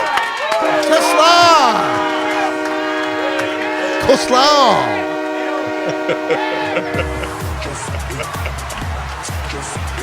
Fuck yes. 26-9. Lions up. Botchwood 27 with their. So here's my only take, guys. Sure. This is awesome, and I don't want to be Debbie Downer or the wet blanket. But again, these guys came back from 21 down in the second half and Philly. So They the Lions did. need to put on the gas. There's a lot of ball left to play, and that's A lot. if I've taken A lot. anything away from doing multiple podcasts with my brother Todd Dillon, there's a lot of ball left to play. A lot. Don't Yeah. get too fucking excited because things can turn on a dime. Wait till the fat lady's already crowing, baby. Yep, So did you hear? So Bob, did you hear any of my questions? I did. Well, you were gonna make an announcement or have a discussion. What I test piloted for you guys as Christmas present, but there's a funny story behind it. Okay. So Cory and I are kindred spirits, and we were both technophobes, and we like to gadgetry. Are you saying I don't like gadgets? Well, hold on. Why? No. No. Bob, you have awesome gadgets. You're not an impulse buyer like Cory. Cory and I buy shit that is unproven, and like you're like, no way, that'd be good for this. And then he's like, dude, this is the greatest fucking thing ever for doing it. And I know it makes no sense, but it works perfect. That is true. I will buy things after you and Todd have already bought them and proven that they're good purchases, and then I will buy them. Correct. So that's what. So yeah. that's the. So that is the perfect reason for why I wanted to tell this story today. And if you don't mind, it's a spoiler alert because you may or may not get it for Christmas. I love the may or may not. Correct. Depending upon how this story is received, you may receive nothing. Actually, depending upon how this is received, you may receive exactly what I plan on giving you. All right. So you ready for the story? Born ready, sir. Well, Cory's not around. I think he should. No, he's listening. He's off camera trying to hook up some cables and shit, but he's absolutely listening. Okay, go perfect. ahead. If he can hear me, this is the story. Yep. So you know I'm a big TikTok guy, right? Yes. Okay. Love TikTok, but the one thing, and you may also know this about me, I am not a social media shopper. So I don't buy things off Facebook Marketplace or I don't know how Instagram ads. Yeah, I don't buy shit. Fucking 5.5 wings, blue jackets. Fuck. Yep. Sorry, dude. I don't buy those things, right? Yep. But hey, hang on though. You did buy the audio, the translator earbuds. Did I tell you? I told you guys that story already. Yeah. So I did. They finally showed up, bro. Oh, did they? Yes. So let me repeat the story then for people. I didn't realize definitely. Right. So I've kind of set up how Cory and I are more alike than Bob and I when it comes to technology. We are all technophiles. And so I bought this set of. I got an ad on TikTok, and again, I don't shop on any of the social media services. So for me to buy anything is just ridiculous. But anyway, I get an ad for these headphones that will translate real time any foreign, like 140 foreign languages into English real time in your ear. And I'm like, oh my gosh, this is a perfect bit of AI technology. Right. And it's like someone made a mistake. They're only $19.99, and so I'm like, well, wait a minute. Since I don't shop on these social media marketplaces, let me go. Since they gave the model number, I went and looked it up on Amazon and a couple other sites just to see what fair market value for the same model number would be. Right. And it turned out, while it wasn't a 96% discount, it was an item that was regularly $29.99. That was $19.99. Okay. Right. So my finger hovered because I'm like, fuck, it's $20. And so my finger kind of hovered over. I'm like, fuck that. I'm going to think about it a little bit because at $29, who gives a fuck about the other $10 if I know I'm making a good decision? I can actually research it, right? Right. So then the fucking magic of AI fucking tickled my butt. The next day, I get a different ad with the same headphones, and this time they made a crazy mistake. They're only $8.06. And not to interrupt your story, but you realize they do that all the time. That they say, "Oh, someone messed up on TikTok." I've seen that same thing be said for many. I never get bamboozled, but because it was this bit of tech, they got me. And so I'm like, for $8, I must click the button. So I clicked the button, and then they didn't show up, and I'm like, there's the trick. I'm not getting there. I spent $8, but I'm never gonna get them. And if I do, it'll be the year 2027. Dude, the second I was leaving for the airport, Mary texted me to come back, and she's like, "Did you order another set of headphones?" And I ran back in the house like a fucking kid on Christmas Day and snatched them out of her hand and ran to the car to drive to the airport. And then I waited like a little kid to get them all charged up. Like I didn't plug them in 1 second too early because I feel like if these things do what they say, and they're only $8, it's the greatest deal ever. So I have to applaud you for going back to the house because I would have done the exact same thing. I'm like, what? They showed up right now? Exactly. Okay, I'm going back. I think that's you and I think Bob at least considers it. I would have considered it. He would consider it, but he wouldn't have done it. He would have been like, okay, well, I know they're there. I'm not going to say whether he would or would have. I'm just saying for you and I, it was an impulse. It's like, yeah, tap. There was no gray area. If I could tell you how many times I was late for work because I saw that something I ordered was 4 stops away from the house, and I'm like, well, I'm not going to leave now. It's only 4 stops away. I'll wait till it shows up. Bad. So it feels like, Bob, the extremes it's like I'm like in the middle.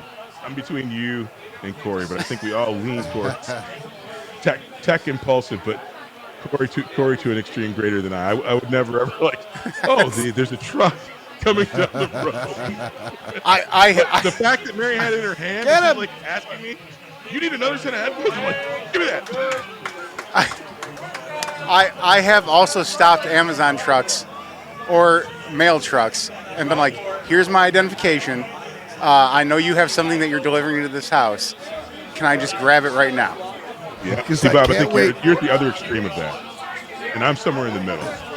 I like the notion that, because I got a package today. I got these awesome things that Cory and I were supposed to split that was going to let us do wireless earbuds off of one receiver attached to the mixer. And it didn't work out the way that we wanted. We have to look into it a little more. But I knew it was coming, and so you get that notification like, your package is 10 stops away. And I'm like, bring it, bitch. I'm here waiting for you. I can't wait for you to roll up in front and deliver to my porch the booty that I have ordered. I want the white glove service. Yep. I don't blame you. Is this a fumble? Yeah, it's definitely a fumble. It's definitely a fumble. I just don't know if they recovered for the touchdown. Apparently not. Oh, I don't understand the call, but all right. We need to find Mel too because we didn't get a shot. And how bad is CeeDee Lamb hurt? Well, he was concussed, I thought. Oh no. He definitely went out of the game, but I'm not sure for how long. Well, if he's concussed, he's not coming back. I was pointing at the screen for Cory, like, are you seeing what I'm seeing? But I think that was his wrist. I don't think it was a concussion.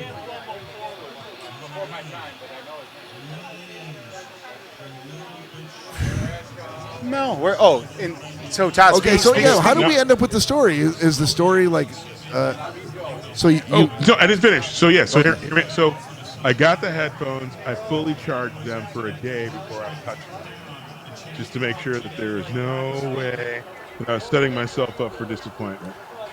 And so then I get them charged. I put them in, and one of my audiobooks starts, and it only is working in one ear. And I'm like, oh, fuck. No. And I'm like, what the? And I looked, and I'm like, oh, I only charged it fully. I didn't have the charger plugged in, so I didn't fully charge it. I wanted to charge. So I charged it fully, took them out, put it in the book, again, and the book played through perfect.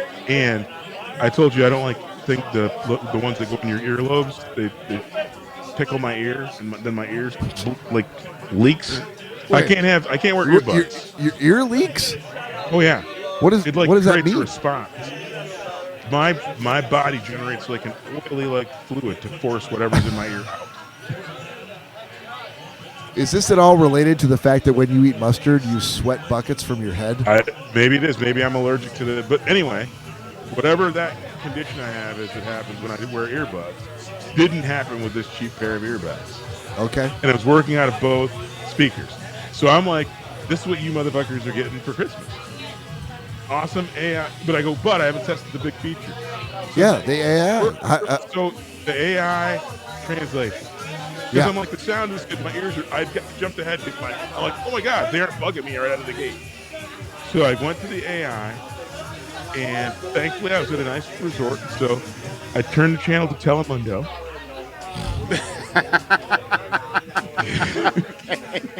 What else is there? Of course. Keep. Were you watching like a soap opera, a Spanish soap opera? Well, no, it was like a daytime. Some dude was bitching about the politics Mexico on the View or something like that. It was like the Okay. Mexican View, Yeah. but it was mostly dudes. So Okay. so anyway, no, actually no, it was all chicks. They're interviewing a dude. So I it's feel like the you would know Mexican that. View. You seem a little on the fence. Like I'm not sure if these are all chicks or all dudes. Because I watched Telemundo again to retest it. Because here's what happened. So I'm thinking, okay, the earbuds have a microphone, so it's gonna, because you can use them as your phone with your phone. So I thought I would be able to just turn them on and hear it, and I'm like hearing all the Spanish, and I'm like, what the fuck? This isn't working. So then I had to do the thing that, again, Cory and I do seconds. I got the instructions out. Yes. Yes, bitch. You guys are really not good at that at all. Exactly. Turns out it actually doesn't. There's a little bit of a weakness that they don't advertise. You actually have to download and have the app open, and then from in the app, pick the language that you want to translate to. So I was inferring that I'd be able to like hear people, and ultimately too, they're talking into the phone rather than the earbuds for the translation. Okay. And so the funny thing is, I actually did get the gist of most of everything that they were saying, because they were talking like full speed and I was missing some of it. But it actually did a pretty good job. After I had to pick Spanish, Mexican, and not Ecuadorian, and some like 15 other ones. But it made me do a bunch of like fine tuning for the 140. But it actually did translate. Okay. Dude, for that cost, that's not bad. Because I will say the day after we talked about them, some people at work were discussing the new AirPods. And the new AirPods will actually translate seamlessly without going through your phone or through an app. Okay. 2 fireballs, please. Oh, and one of these. Yeah, but again, Thank you, Mel. that was Holly Ann. Mel's Hi, too Holly busy Ann. playing. Mel's too busy playing on her phone to take care of us. But yeah, no. Which again, too, the price point of AirPods at like $150 versus $8. That's where, And the other thing for me, like I said, Cory, here's the suck part. Whatever, I'm sure that's the cheapest material in the world, but it's not irritating my ears like every other earbud. So it's like, so here's the thing. So I was on the fence, and I'm like, okay, let me do another test run with Telemundo and see if I get more. And I was really happy. Still not bothering my ears. So I'm like, let me test them out. I'm going to wear them out and about to listen to, just listen to a book now that I got both of them working, blah, blah, blah. And I think the last thing I've run into, it's when I put as long as my phone is like right next to my face, the Bluetooth connection is good. But when I put my phone in my jacket pocket and was trying to listen to an audiobook, it was as if my phone was like 60 feet away. It was like kept disconnecting in one ear, like skipping and stuttering. I'm like, son of a bitch. So I still don't know if I'm going to order these guys free for Christmas, because they're only $8. Well, but it sounds like it's the first gen of this technology. Yeah. And maybe they got a little ways to go. But do you guys know where that came from? The concept of it. Star Trek. No. It came from. I was like Star Wars. It came from Douglas Adams' Hitchhiker's Guide to the Galaxy, where they had it's called a Babel fish, a literal fish that you would jam in your ear, and you're like, what the fuck? And all of a sudden, the fish was translating any language that you heard. Yes, I forgot about that, Bob. Dude, Gibbs broke that guy's ankles, made him jump out of bounds. So wow. The Cowboys did score. It is now Lions 27, Cowboys 16 with 9 minutes left in the third Dude, quarter. watch this play though. He literally. And we lost our friend Cheryl. Oh, and there he goes. What did we lose? Cheryl. Cheryl left. Her last message was "answer please," and I put "hey hey," and it was too late. We suck. Cheryl And that's Bridges. my gig too. I'm sorry, Cheryl. It was my fault. I normally monitor the socials. Cheryl Bridges, if you come back into the room or you even watch this I'll later, send you a headset. we'll send you A translating headset. send, It's really good. DM us on Instagram at Schnozcast, and we'll mail you a sticker. Fair enough. Absolutely. Fair enough. Hit the button. Todd, we Thankfully, only have I don't 4 control buttons. the button. This is the mini mixer, not the big mixer. Well, cheers. Todd, are you going to do one more shot with us? I will. Oh! Did J-Mo catch that too? J-Mo's on fire tonight. He gives the first down while he was laying down on the ground. Naturally.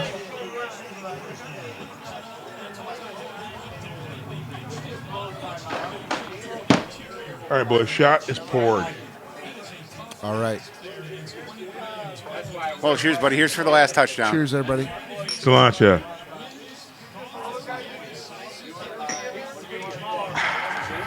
That's the good stuff. And have fun editing that out, Bob. I will. Every time I do. For those of you listening live, Cheryl, if you're still on, that clank when I slam my shot glass down drives Bob insane. You edit that out every time? Every fucking time.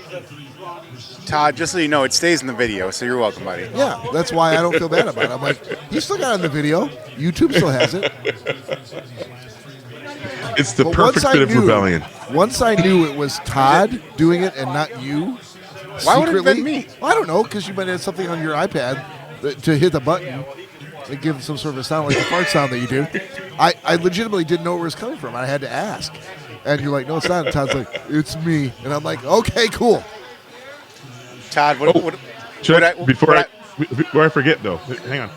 Should I here? I'm pimping the. Here's the headphones, man. The Okay. mini so wireless earbud MS 105.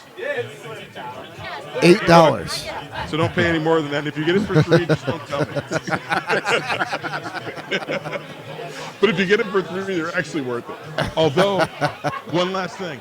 Don't use their cord to charge anything because I think my room almost burned down last night. Oh, yes. they got really hot. Yeah. No, no lie. I plugged in my other headphone. I'm like, oh, it's got a USB-C cable, so I used it to plug my other, and all of a sudden started whistling in my room. It woke me up.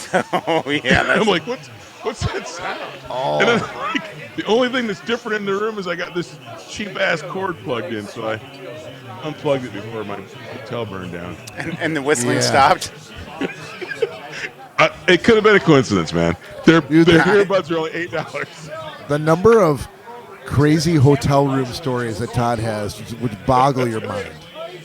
And I can't believe you almost got another one. Have we told the story on this podcast about you getting locked in the room all night? I think we did. Did we? I think we did. It may have been 100 episodes ago. But, yeah. Oh, yeah, my actually, God. yeah, my what a door good lock story. breaking, and I getting locked in the inside, like on the 30th Oh, floor no. of a Did they block California that? hotel. Yep. It had to have been blocked. Yeah, it's blocked. Oh shit. Yep, 100%. All right. All right. Yeah, Deal with so it. that was Deal with it. so I'm still thinking about sending those to you for Christmas. If you get them, surprise, and if you don't, If we don't, another surprise. also surprise. Either way, we're gonna be surprised. Just know whatever it is. Probably don't leave it plugged in by itself. Plug them in outside somewhere. Then Yeah.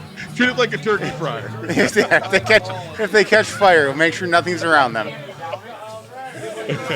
All right, boys. Since we're on a commercial now, Lions Club 27-16. That they're giving the ball back to the Cowboys to bring it back. But Todd had shared this article on BuzzFeed that I wanted to talk about as a group, and if you've got any feedback for us on your experiences as a child of the 80s, then DM us on Instagram at Schnozcast. We want to hear your thoughts, your reactions. What do you think? Is this something that you experienced? So, the headline is hard to believe facts about life in the 80s from people who lived through it. And I think the only two people who would qualify for that on the show are me and Todd. Indeed. So, Let me just kind of walk Cory, through. when were you born? Quick age math. 1987. There you go. All right. Wow. I So you're graduated from high born in school the when you were 80s, born. but didn't really. You were too much of a toddler to really Exactly. understand. He's a child of the 90s. Yes, 100%. I think you would agree. All right, so first, schools in most places could legally discipline students by hitting them, and many did. Oh, hell yeah. Whether it was a paddle or A hand or a belt. A hand. What was your experience with this, Todd? Did you get paddled regularly? I didn't get paddled regularly, but I may have shared this on the podcast before. But I went to a grade school that was K through 8, and I started there when I was in first grade. So from first grade to 8th grade, I went to St. John's Lutheran in Westland, and crap, where was I going with that? Did you guys drink another shot? No, that that was the rest- second half of the shot Yeah. we did. We only drank They, half. they give us first some half. big shots here. All right, I got confused. So So you got hit by a teacher at Westland? yes, so but the principal of the school was my godfather, and so if I screwed up, I would absolutely get the belt in the principal's office. And if So I you got screwed hit up, by a teacher at Westland? I did. Just a crazy. He was but looking. wait a He was minute. looking. That's what we were talking about. Right, but Hang on, even besides that, I got paddled by my first grade teacher, Miss Spouty, and I'm naming names, aren't I? you are. That's I'm sure they're all dead On now. the internet. But anyway. But yeah, I got paddled by all my grade school teachers, but my principal would whip me with the belt. And then if I screwed up particularly bad, he would call my parents and go, "Hey, I had to hand Todd a beat down, and I just wanted you and Brennan to know in case you wanted to give him round 2." Oh, And I'd get the double belt. So yeah, Wow. lived through it, but it made me the man that I am. Thankful, grateful. I gotta say, I'm slightly younger than you, but I did not get paddled ever that I know. Now I did go to public school, but I was also a white boy in Dearborn. So take that for what it is. Are you inferring that Todd was beat with a belt only because he was a black child? I The don't. dude was, I, it was no, hold on again. No Yeah. abuse. He's my godfather. Love him to death. Part of the family. My family, I grew up with him. But it was like he was like another parent. And so but it was like, in the grand scheme of things, not related to him, the optics probably would look pretty bad. yeah, of course they would. All right, let's see if we can get to something that Cory can identify. Wait. Yeah, go hang on before we go too far, Sure. because I went to Catholic school from Oh yeah, you kindergarten got paddled for sure. Nuns? Well, from kindergarten to 8th grade. in the 90s, though. Oh no, Sister Mary would Exactly. she would wrap you Wrap with with a knuckles. with a yardstick. Really? Did you ever get wrapped? Oh, yeah. I did not. I Okay. did witness my buddy Zach, God rest his soul. He got it several times. So if you didn't bring homework in, and you gave her a whip about why you didn't bring homework in, she would tell you put your hands on the desk, and you got the yardstick right across the knuckles. Now, you've told us the story about the kid who Threw a pencil case at her. No, had a phone, and the phone. Oh, that was high school. Okay, I'm mixing up time periods. That was Mr. Webb. But Yeah. they're both really interesting things. Yeah, no, they are. Yeah, no, Sister Mary And he destroyed the phone on his desk while everyone watched. with a hammer. Yeah, we always thought he was. The first day of class, he said, if a phone ring. Oh, come on, guys. There's a flag though, a bunch of flags. The first day of class, he had this old school wooden desk, and he said if a phone rings in here, I see anyone on their phone. He all of a sudden whipped out this mallet from his desk and hit his desk as hard as he could. And the desk was solid oak, so it didn't even move. He goes, "That's where your phone's going to be." And sure enough, during that semester, a phone did go off. The first one? The semester, yes. And So he didn't let like 3 or 4 go and go, I'm warning you. no. There was, dude, his warning was what he told us that first day of class. It was like a different style of parenting that I was done checking. But Mr. Nobody said, if you do that one more time. No, Mr. Webb did not give warnings. Timeout. Then there's going to be a freaking. Nope. It was. You're told once at the very beginning of the school year, and then after that, if I hear it, this is where your phone's going to be. And Got sure it. enough, So what I'm hearing you say is that our real problems began in the 2000s. Okay. Yeah. Yes, Todd. 100%. That's what you're hearing. That's correct. You're 100% correct. I Okay, mean, so fair sorry. enough. But yeah, that first phone went off, and the kid that he was dumb enough to raise his hand, and be like, "Oh, it was mine." Yeah. And sure enough, guess what happened? That phone Nice. got Long-ass smoked field underneath goal. that mallet. Dude, if you have that guy's address still, Cory, I'm Holy sending him shit. a headset. All right. Mr. Webb or the kid? The guy who actually did what he said. Because even though he did it on the first try and he did it, Yeah. I'm telling you, send me his address. He's getting a headset for Christmas. Oh, Mr. Webb's definitely dead by now. All right. Because he We was. can, for $8, Cory, you drop it on the grave. We can put it right on his tombstone. All right, boys, just a quick check-in. It's 2:48 left in the third quarter. Lions are now up 27-19, thanks to a field goal from It's a the one-score Cowboys. game. It is. We have got to put up some serious points. Brandon Aubrey's having a night for me. So moving on to 57, 42, 55, 63.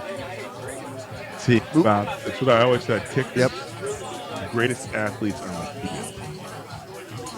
That's what you've always God said, Todd. damn it, Todd. And you stick by it. I do. All right, we're moving on from capital punishment to homework research. Oh, boy. So for those of you who didn't ever do any homework, you could take a break from this and maybe skip ahead a few minutes. But back in the 80s, if you needed to write a report, you could not research it online. There was no internet. You had to get off your ass, go to the library, and find books, which you did either with the help of the librarian or using the Dewey Decimal System. Yeah. If it sounds like a pain in the ass, it was. Oh, if it sounds like a pain in the ass. No, it was a pain in the ass. Isn't it still? Doesn't it still exist? No. Well, who knows? Because most libraries are shut down now because of the internet. But Yeah. We have a library here in But town. okay. It's bad. So back in the 80s, so Exactly. let's assume that you did go to the library. You talked to a I'm going librarian, tomorrow, Cory. or you worked through the Byzantine Dewey Decimal System to find what you're looking for.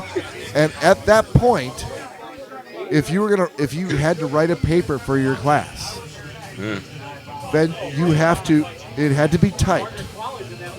So you're gonna write it all longhand on ruled paper with a pencil, and then you're going to get a typewriter, which you either got from your parents or you went to the school, and then type that shit out word by word by word. And you used A I typewriter, can't even tell you. not a computer. I can't where even tell you, can't- Todd. Where autocorrect Was is actually a real. was autocorrect a thing at the time? Well, they had No. the paper. Was They had a little liquid paper a thing? hang on. Let me speak on this real quick. So my boosh, my grandma, my mom's mom, was always when she would write stuff out, she always wanted to use a typewriter. And so she had a very old school one that, yeah, the second you messed up on something, you had to pull that piece of paper out, and it was done.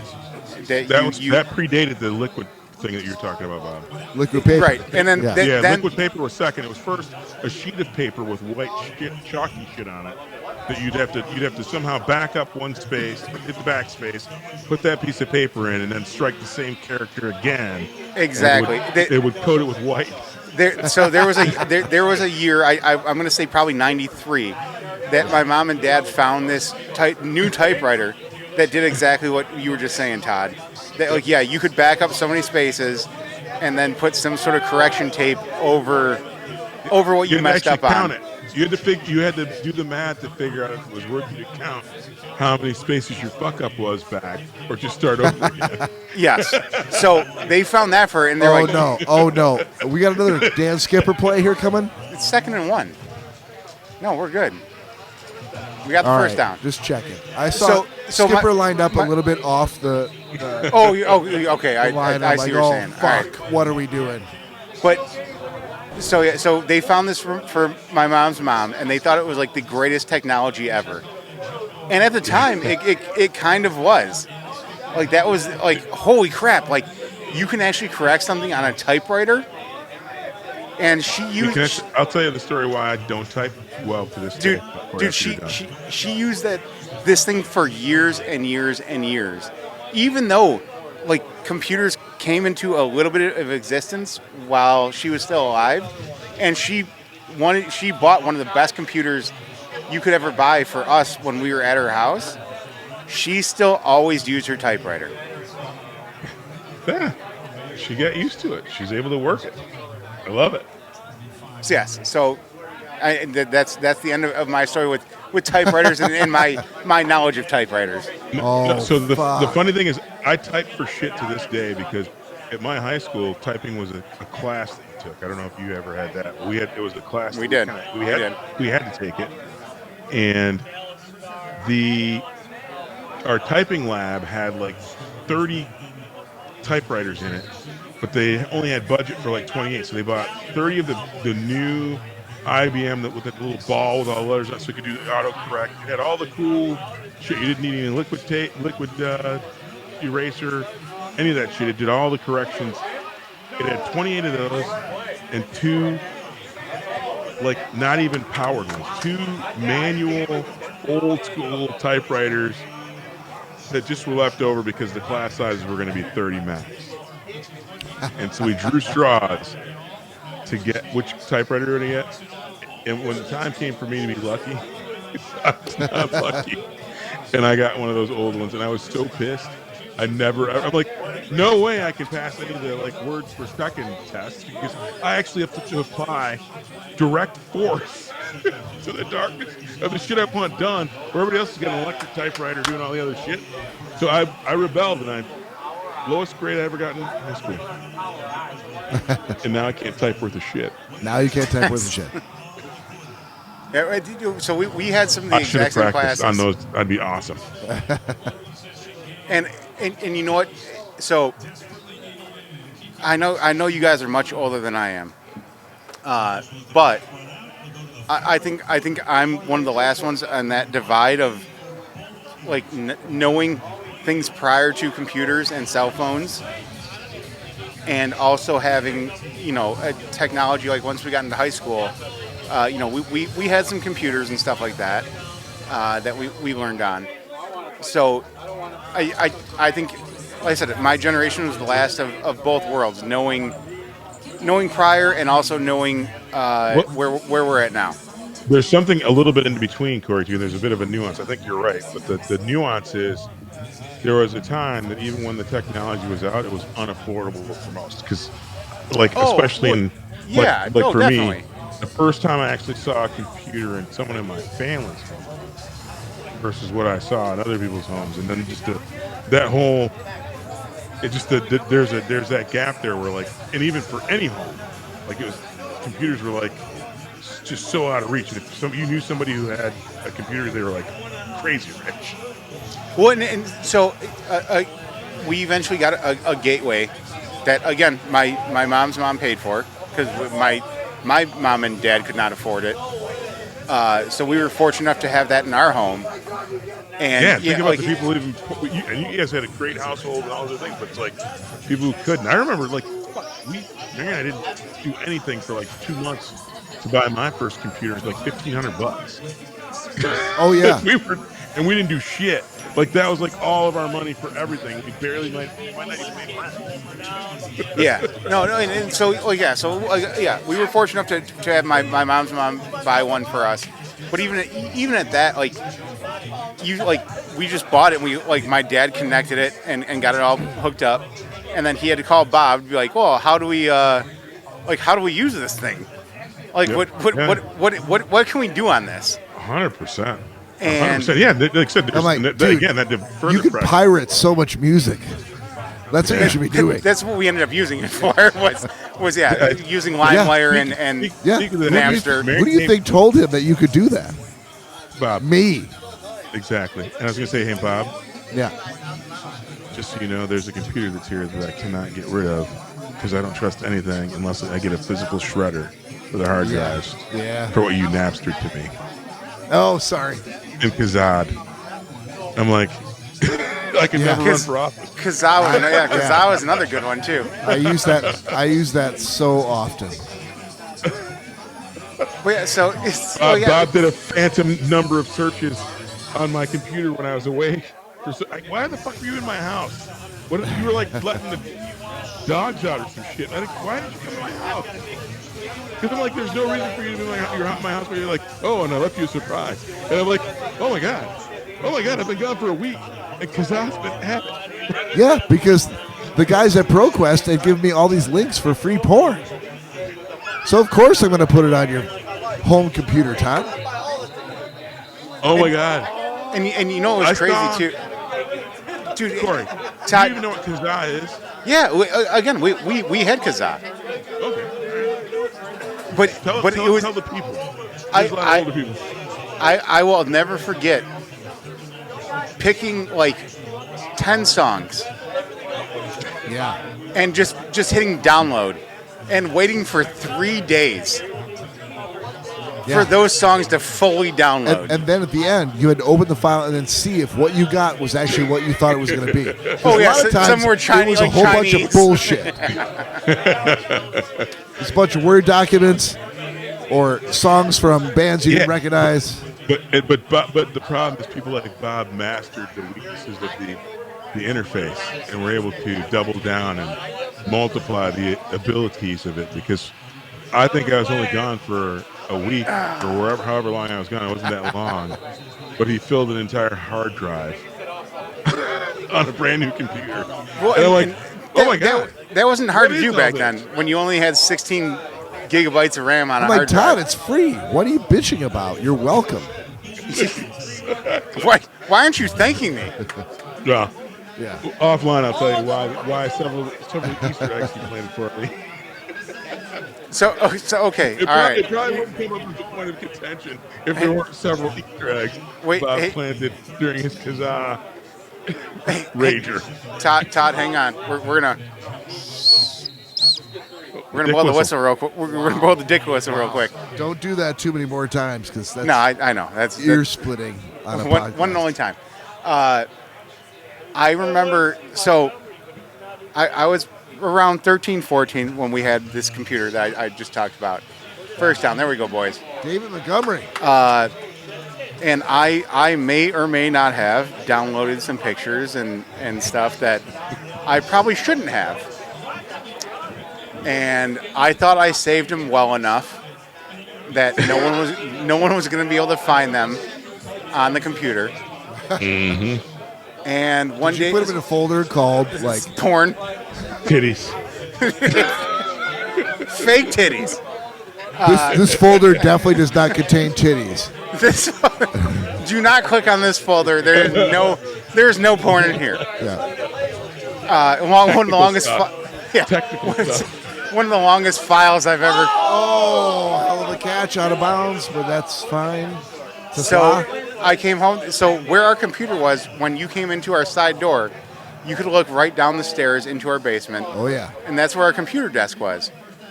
And I came home one day, and the PC tower was gone. And I'm like, uh-oh. So I was like, hey, Dad, where'd... Whither goest my porn? where's the computer? I have some homework to do. I have some homework to do. Yeah, he's like, well, He's like, I took bet you do. That's probably He's the only time Corey said, "Hey, stop what you're doing. Let me get to my homework." Exactly. I panicked. You want some Shanky and Panky, don't you? Spanky Yeah. and Shanky. Yeah, I panicked big time. I'm like, what? I'm like, I have homework to do today. Like, where's the computer at? He's like, well, things were getting messed up, and I took it to work to our new computer guy. Oh no. He focuses on computer crimes, and I was like, uh-oh. I'm like, this is not good. And several days later, the PC tower came back home, and there was a stack of floppy disks that my dad handed me. Here's your computer crimes, Corey. And he's like, I figured you'd want these still. So I had Joe take them off the computer and put them on these floppy drives. Yeah, it was my He bank gave you of- floppies for your floppy. That's a dad's dad, man. He didn't say Well, you it or was- nothing. Right. By the way, Corey, who is Danny Ash? No. I don't know what you're talking about, Dad. That's a dad's dad. He didn't shame you or anything. He's like, What? thanks, son. And then he like, you could tell like he was almost jealous because he's like, back in my day, I had to get we had to go into 7-Eleven I had and to go- steal And then I had to go out in the woods, in the middle of the hide- woods, Corey, and in then hide the him under my wife's bed. deep of the night. Under there. Yeah. Yes. He's like we had to go steal those things just to see what you see online now. Right. And I'm like, well, all right, fair enough. I'll give you that. That's funny. That's awesome. I love your dad even more today. Yeah. Freaking Which hooked you up. Hooked your brother up. I had those floppy disks for a very long time. Indeed. Floppy disk to make your hard drive. Oh, dude, the sad part was, it was like 7 or 8 of them. I'm like, did I really download that much to the computer? I got him on my fantasy. Let's go! There we go. Good job, Bates. Good job. All right. All right, 30 to I think 19. this if the defense can keep it up right here, I think this might be. I think they might be. I was just gonna say if we didn't make this, we might be in for a long night, guys. Yep. I think if they can D up this series, a 3 and out, 5 and out, no points. I think they might have it. Break their will. All right, back to Todd's article. So next one, boys. Moving on from The family porn. family porn to smoking in restaurants. Oh my God. In the 80s, allowed everywhere. Yeah. For parts of the 80s, you could smoke on an airplane. Mm-hmm. You could smoke in a doctor's office. From what I hear, you can still do it here. Here, where? In Uncle Ray's. No. Light up a cigarette. No, I'm I good. think what's funnier, Bob, is If I this. started doing it, you literally have to stop me because you're like, oh fuck, we're gonna get Kicked out of here. yeah, But just one little bit of commentary, Bob, yeah, because it wasn't even. So that was in the 80s, right? yes sir. You want to hear something really scarier, though? I just want you to noodle on it tonight. Don't take it all in right now, but just noodle on this. So you're right. In the 80s, you could smoke anywhere, right? It was the last decade where you could smoke anywhere. But in the 2000s, that's when they said you can't smoke inside anymore. Was that when it happened? I thought it was in the 90s. No, that's 2000s. Because hear me out. Here's why I know it was. Well, you 2000s. definitely couldn't smoke on airplanes in the 90s. No, but in buildings, like they were That was they the- mandated. Yeah, Yep. airplanes first, and then buildings and restaurants. Correct. And here's why. But this so 20 years. They're like, don't do this. Everybody's doing it everywhere. And 20 years of change. It took 20 years before this, though. We used to go to a bar when it was outlawed and illegal. The owner just said, "You're not doing it." Said what? Fuck you. We're not doing it. Smoke all you want. There were a lot of places like that. In the 2000s. Yeah. No, that's very true. I would say in the 2010s. In the 2010s, You and I, Corey, went to a bar. We won't name it. Oh, we can name it. It was Howell's. It's gone. No. I was thinking JP's. Oh. Where there was a in whole the back, room in where the they're back like, room. Yeah. in the back room, burned you could down. smoke. You could smoke all you want. Only in this back room. Yeah, that's where we play darts at. In the 2010s. But so funny though. It's like nobody actually enforced any of that shit, and we still don't get it though. People are dying. I mean, if you're a non-smoker, you got to be happy about where we are today. Right? Yes. There's very, very few places where you're going to have to deal with smoke or any secondhand smoke or any of that shit. It's all gone. But it took 50 years. Well, yeah, because the cigarette industry, the tobacco industry, kept a fucking chokehold over all of it. Yeah, And 100%. remember, I remember I had multiple jobs before I got my first real like full-time job. Every other job I had, everywhere where I worked, there was a cigarette machine, and it might have been $6 a pack, $7 a pack, which at the time was crazy expensive. It's so much more now. Nowadays, you're like, you go to any gas station and they're like $12 a pack. Right? But a cigarette machine was There's that much now? Oh yeah, Dude, Oh, 100%. Todd, Bob has asked me to stop and get him his American Spirits. yeah. They're $14 a pack. No, Yes. no. Oh, okay. I've stopped and got them for you. They're They're not the same at every let me ask fucking you gas this question, Bob. Yeah. Is an American Spirit more or less expensive than a Cool Mile?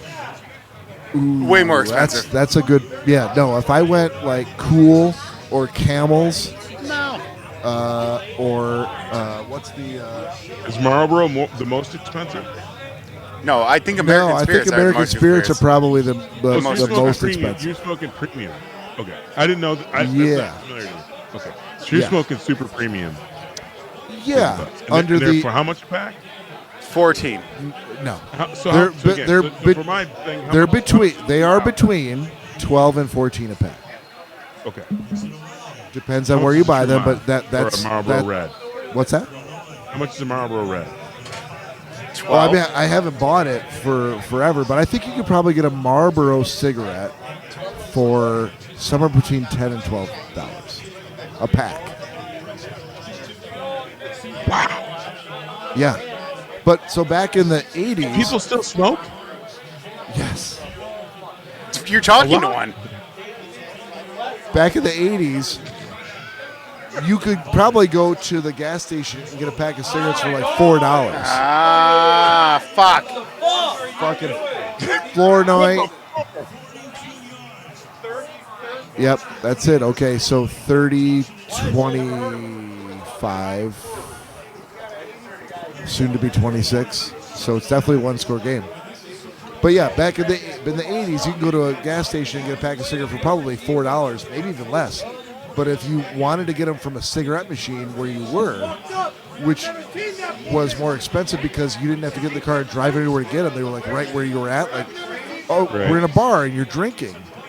Like they jacked that shit up. They're like $7 a pack, and it was that was crazy expensive in the 80s. Even beyond the price, though, and I think we talked about this on the show before, though, through something else that I might have found on BuzzFeed. But Yeah, the funny thing is, how many times did when I was, since I was maybe 10 years old, my mom would go, "Hey, go to the store, get me a pack of cigarettes," and I would go as an 8-year-old, 9-year-old, 10-year-old, 11-year-old. Yeah, and you're able to go Yeah. buy them. Like Yeah. 10 years I old did or it. 18, you're like, "Yeah, give me a pack of cigarettes." And they would go, "Okay," and they were like $4 then. yeah. I definitely bought cigarettes for my dad when I was underage That's the only time I saw him. because he knew I was riding my bike past the store. You go, yeah, pick them a pack of cigarettes. Yeah, Actor, exactly. Dude, but then I got self-righteous, and at some point in my late teens, I was like, "Oh, fuck you, Dad! I'm not contributing to your horrible habit." And then, of course, immediately started smoking myself. So Let me ask this question: do your kids buy you cigarettes? no, and I've never, not once, asked them to. Good. nor have they ever been interested in doing that. Good. Mel. Mel. Good. Love Sicilian Jack even more and more. Yeah, they know what's what. And 2 fireballs, please. Yeah. When we haven't done it in a while, Bob. Next time I come to town, we'll smoke together. Because I am. Oh. If you're gonna kill yourself, I'm gonna kill myself too. Wait, hang on. Did you just say you were gonna start smoking? Have you Oh, ever I do. watched? Have you ever watched Todd Dillon smoke a cigarette?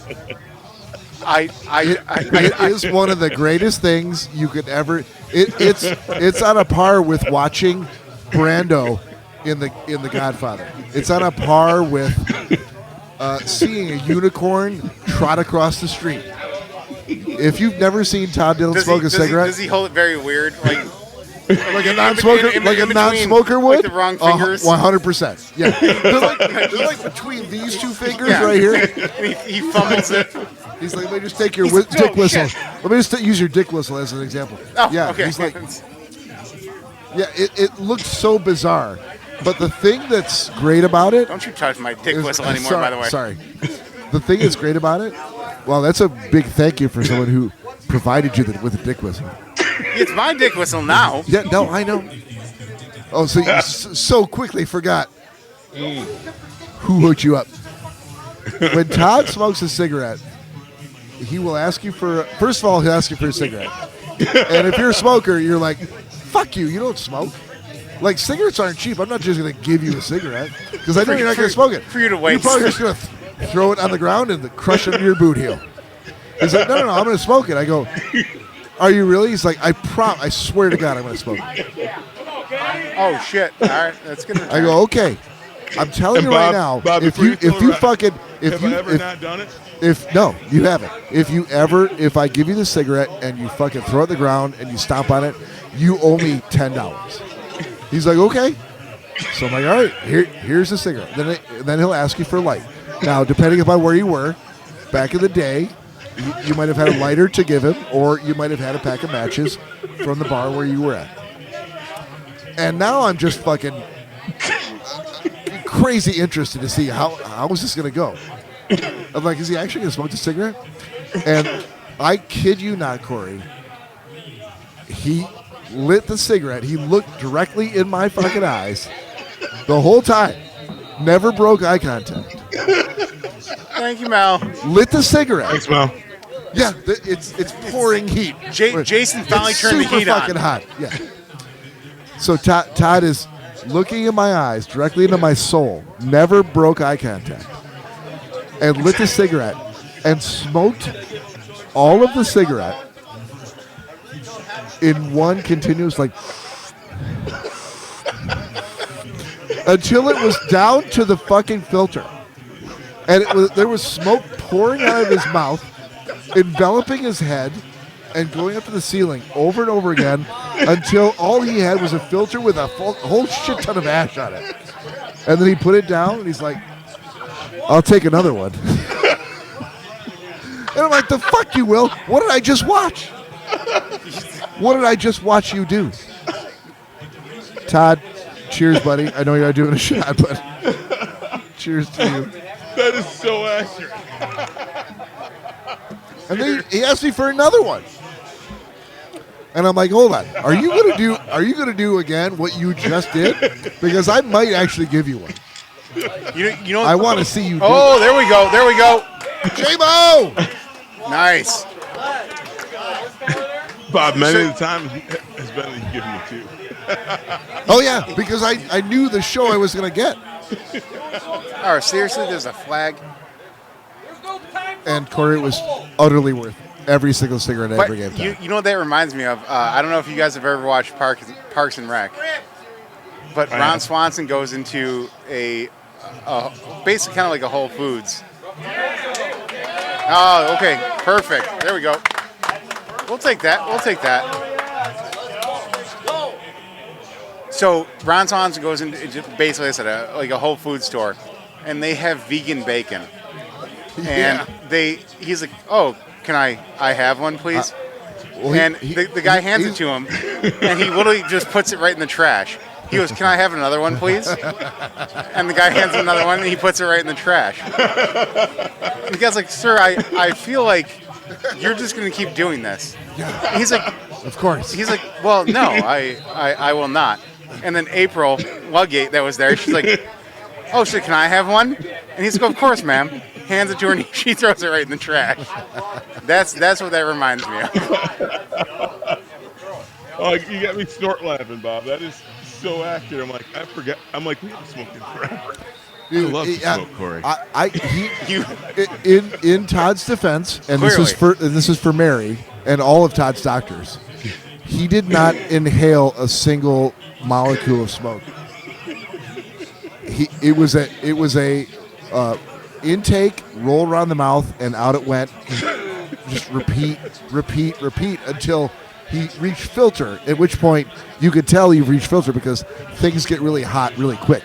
Exactly. And but Success. So I felt like Come on, boys!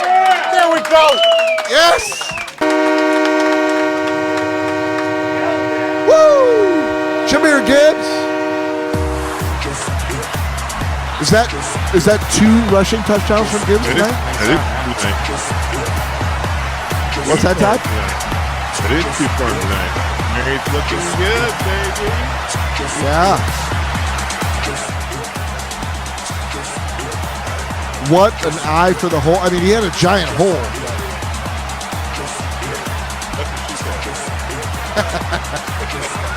Thanks, Todd. Picking up what I'm throwing down. Picking up what I'm throwing down.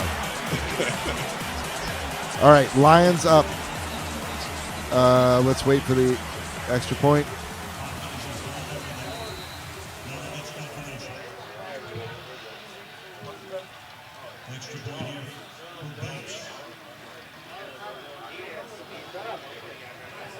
Dude, I don't know what they're cooking in here right now, but it smells amazing. I'm hoping it's beef quesadillas. All right, 37-27. 7:17 left in the fourth quarter.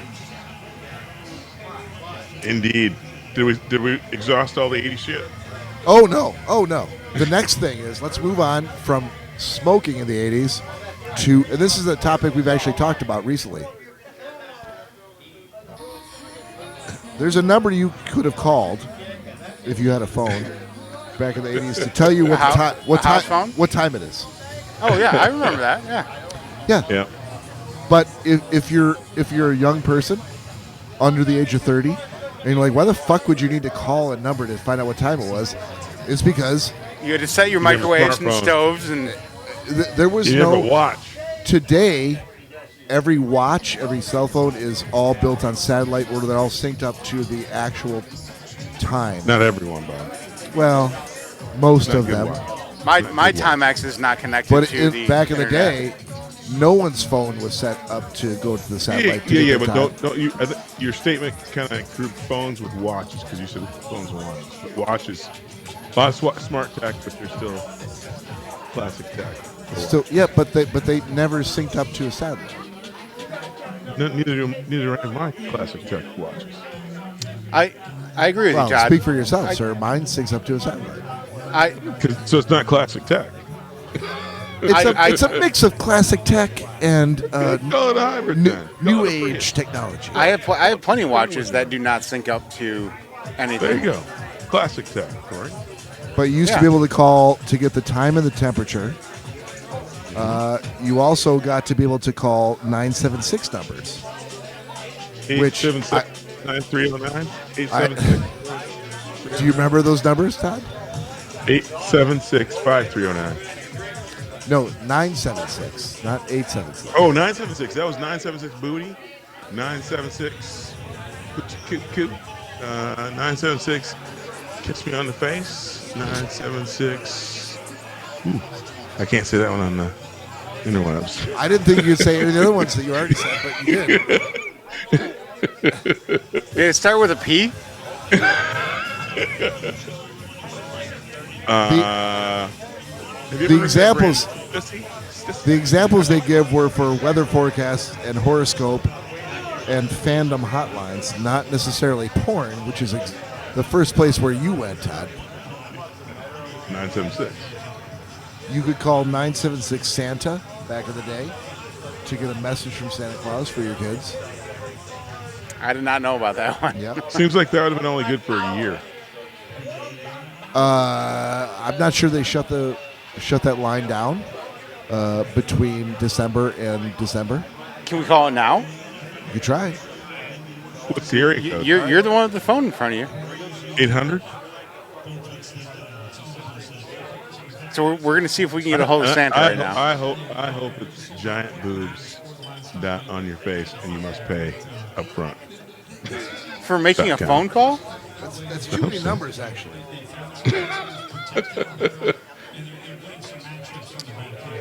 Well, we'll only take the first. That's, Go- that was, remember, back in the 976 days, Bob, they made the saying, even though the number was way longer than you needed, it's not like you really dial the 11th number.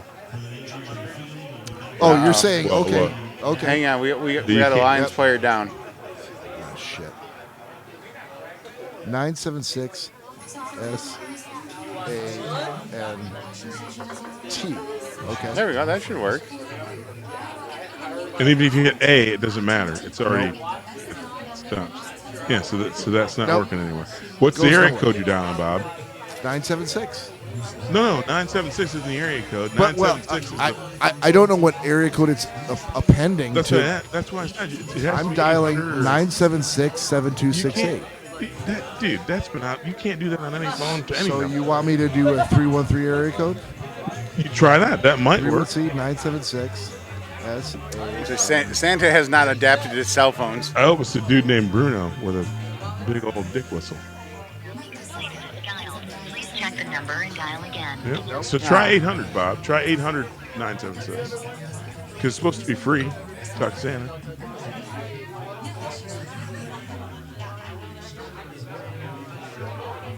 If we don't get a hold of Santa tonight, I don't know what we're going to do. I do. We get a hold of the 1-800 Bridget. free sex. Who? If you are a man seeking a woman, press 1. If you are a woman seeking... No, press 1. Press 1. Nope. Press 1. Nope. Press Hung 7. up. Nope. Press, Hung up. press 7, Bob. Why are you hanging up? We just called the sex line. Do it again, Bob. That's what it Do would it just again, happen. That's just what happened on air. We called a sex line. Yes, we did. Exactly. 1976 Santa. I can't wait to look at my bill and see how that comes up across. Dude, call that back. No, you can grab your phone. I can't. It's being used I as a can't. My camera. phone makes Why- my computer crazy. People are Do it willing to again, take your phone off of it. No one wants to see you. Bob. Just one more time. I'll give you. I'll pay for half.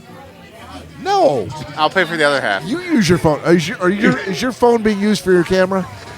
I told you if I get it too close to my computer, it won't work. Yeah. So- Okay. So all right. I feel told like you you guys that. are pussying out very quickly. I No. can't. My Bob, phone you is already literally. started in your phone. Why, you just have to hit redial. Just do it. I'll pay for half of it. Cory, Nope. I think Bob- That ship has sailed, my friend. Todd, we need to try this again. I know. That ship has sailed. I feel like we could have had Does a this smell good. like popcorn over here, or is it That's just? what I said. It smells like something very good. Or is this you and I? Smells like. There we it go. Smells like the. Good time job, to boys. redial. You and I cooking underneath the heat lamps. Oh, I said Jason finally turned the heat on. It's so And fucking hot in this corner. I'm glad I have a T-shirt on. How you have a long sleeve shirt on? I'd be dying. But, dude, yeah, we need to revisit that number. I'm not doing it. And then hey, hit the redial, and then I'll pay. all No, of it. no. Cory will pay for any. I'm gonna look this. I'm gonna look this way. Keep going. Damn it. Hit the redial, Bob. Nope. Cory will hit the button. Again, we don't have a button for that on this mixer. There's no redial button. On Bob's phone, there is. Todd, No, Todd, don't worry. no, I got one of those Don't worry. 1990s phones. I'll get him to do it. Thank you. We need to talk to Belinda that works on that. Belinda. that, Actually, that I'm line. going to cut to the chase. Why are we dancing around this, Bob? What would it take to get you to hit that rewind, that redial. What's it going to take? Because you should do it.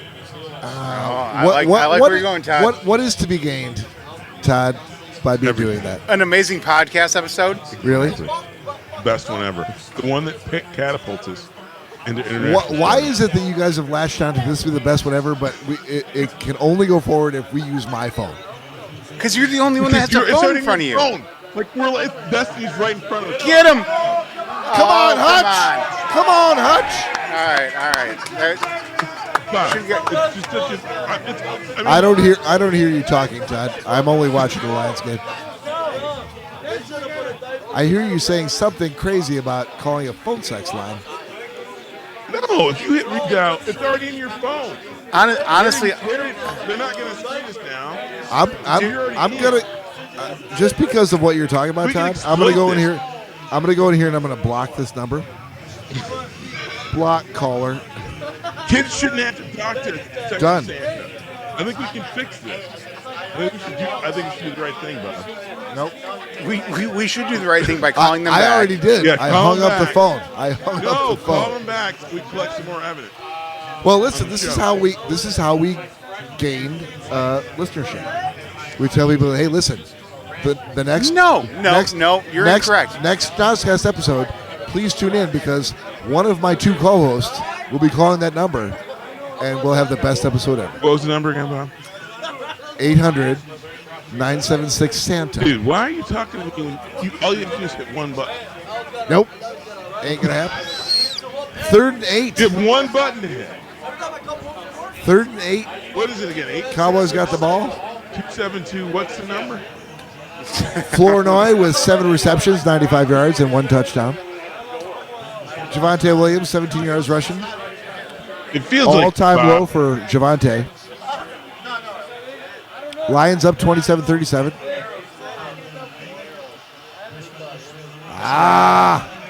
Todd, I'm with you, buddy. He should call it back. He should. There's no, and until you put in the credit card, they can't charge any other. Exactly. Thank you. Listen, we've already established that won't be happening. We can move on. I think we have. I don't think we're going to move on from this. There's a whole lot more of this 80s article that Todd sent to me. We can go through. Or we could call. Is there a whole lot more? If you call sex hotline. There's a whole lot more. One more time and then just get. There's like 38 bullet points here, but we only got through 14 of them. All right. Fair enough. We'll come back. We'll circle back to the sex hotline. What else you got, Bob? Nothing really. Now you're going to go to nothing? Then hit the button. Again, I don't have a button for any. No, I'm talking to Bob. Hit the redial button if you're not going to. Oh, either yes. hit the next topic or hit the redial button. What are you going to do if I hit the redial button? We're going to talk to I didn't hear the message clearly. I just want to understand what they're on. I thought it might have said something about reindeer. What? I think I heard that Santa was leaving the North Pole. I think I just want to hear the message Welcome again, to Bob. 1-800-FREE-SEX. If you are a man seeking a woman, press 1. Press If 1. you are a woman seeking a man, press 2. If you are a man seeking a man, press 3. If you are a woman seeking a woman, press 4. All right, so you press 1. What's 5? What happens if you hit 5? Free Sex is the place where people just like you talk, play, and connect just for fun. 1-800-FREE-SEX is for adults only. If you are under 18 years old, you must hang up now. Hang up now. Calls cost only 40 cents per minute, so you don't have 40 to feel cents a rushed. minute? Minimum call time is 10 minutes, or $4 for the first 10 minutes. Talk as long as you want. A 30-minute call, for example, will cost only $12 and is billed discreetly to your credit card.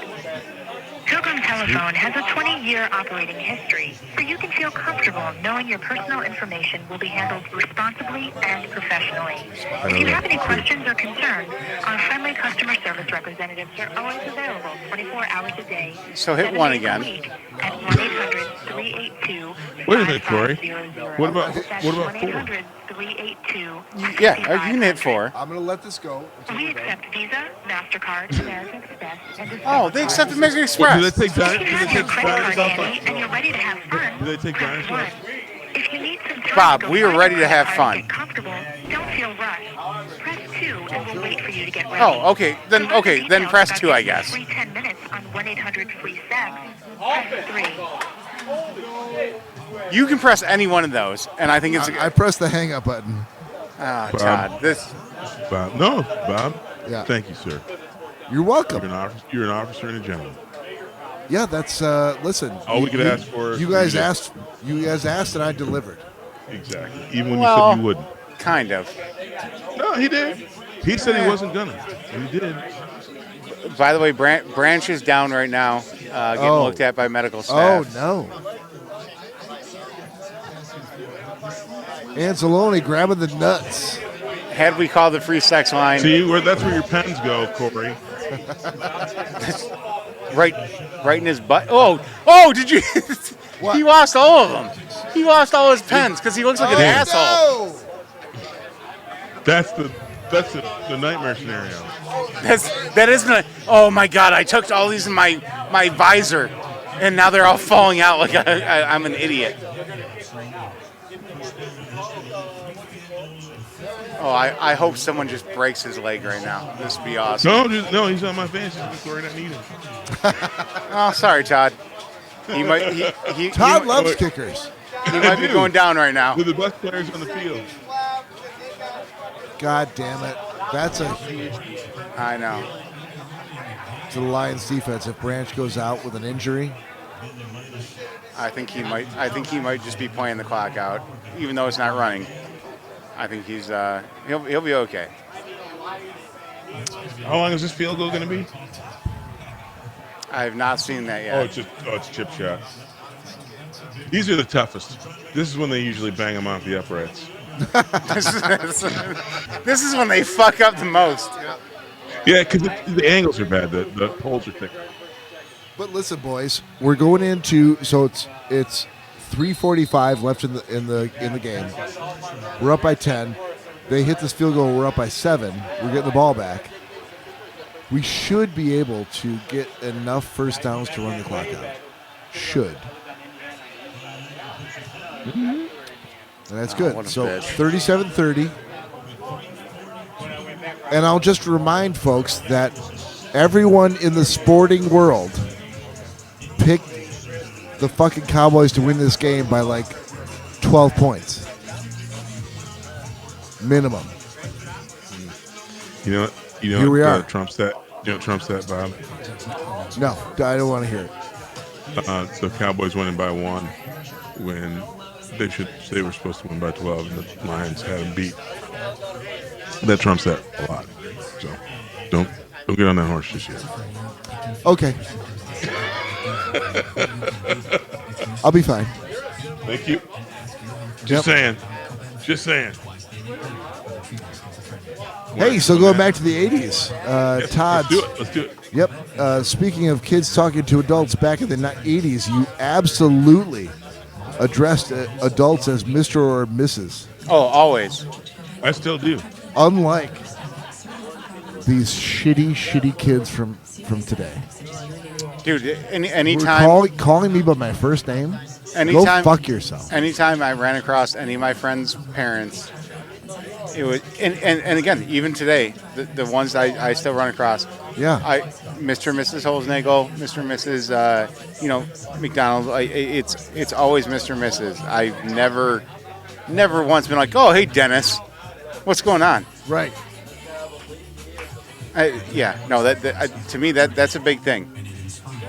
Hey, I don't want to get in any trouble because you know me. I'm like trying to stand the right side of the law. Did you say Mrs. Holznagle? Holznagel. Okay. That was it. That was I actually thought it was Hose. I thought you said Holznagel. no. It was actually a good friend of mine. That was their last name. Or Holgate. That was another one. But what's weird though too is like some of those people that I still run across, I obviously refer to them as Mr. and Mrs. Whatever their last name is. Right. And they're like, stop that! Like you're an adult. I'm like, well, I get that, but I also grew up with you as a kid, and I want to show you respect. Yeah. And not just be like, oh hey Tom. Like I'd feel really bad. Yeah. Just saying that to someone that I've grown up with. Sorry about that. Do you fart? No, I did the same stupid thing I did last time. There's a cable. I have a mystery cable on my desk. Oh, okay. and I got distracted. I'm like, what's this cable doing? And it's bad that I touched it. All right, so moving on to the movies. Going to the movies in the 80s. Back in the day. Now this one didn't strike me. I think this one didn't seem right to me. Didn't seem right. What do you mean? I don't know that I've ever been in the movie theater where it was all flat. Oh, 100%. Stadium style seating was not a thing until the 2000s. Then maybe I never went to the movies when I was a kid then, because I can't remember ever being flat. Yeah, it was just like they went into a ballroom with like a flat floor and they just put rows of seats there. And yeah, if you were behind someone who was taller than you, like you weren't going to be able to see. That's the only way that you could do it. Hang on. Again, there were stadium seats because I was going to say one was Stripes. That's my favorite. The first time I saw a movie in a movie. 81. That was the first, okay, so but I had been to a movie before that. And I'd never. When was Fairlane around then? In the 70s. No, So what? then- Hang on. As far as a movie theater, What are you asking us, Todd? I saw movies. I'm trying to figure out. Again, I never went to a flat movie theater, but I don't think that I was like 16 years old before I went to my first movie. So I'm just saying, I'm trying to figure out. I know that we went to Fairlane's movie theater when I was a kid. And I also know that I saw Stripes. That was the first time I saw a movie. So you actually kind of validated one part, but I think that I need something earlier to kind of validate that. Earlier than 1981? Yeah. Because I never went to a flat one. Fairlane, They were all flat, dude. Fairlane didn't have a movie theater for a long, long time, so it had to have been somewhere else. But to also go against Bob's point, they weren't flat. There was a little. There might have been a bit of a grade, but it was not a like stadium style seating. True, grade. exactly. So there was a little curve to the floor, but it was upgraded. Okay, so we're in agreement. But the little grade wasn't as little. If it was flat, I know as a person who's not particularly tall, my experience would have been, there's often this person sitting in front of me, or I had to move around because people. But there was always enough of a grade where I never ever had even a tall person in front of me be like, I got to move. So in my mind, I guess it wasn't still slight because the way the article, at least I read it, was it was very, very, very slight. So it might as well have been flat. But just an interpretation. Yeah. No. Then that's I'm agreeing with you 100% because there was. It was definitely not completely flat. It was a very, very slight grade. Not like we have but more slight than slight. And then you thought it was enough, but it wasn't stadium seating like that. Boys, I the reason why stadium style seating was invented was to address all of the crazy shit that the slight grade that you're talking about gave to people who were short, who came in late, who didn't pay full price for a ticket, and they wanted the full show. They wanted all to have those a show people. of their seats. All of those people. That's why where are your facts on stadium this? style seating was invented. Because they wanted everyone to have an equal shot at seeing the same movie. Todd, Didn't we already know that because we watched people at the Coliseum, Bob? Yes. So but that didn't mean that people in the 80s was were like, let's take a slight grade and like fill it up with as many seats as we can and try to sell full price tickets to every fucking one of them. Even if you're sitting in the fucking front row, looking up 69 degrees straight up.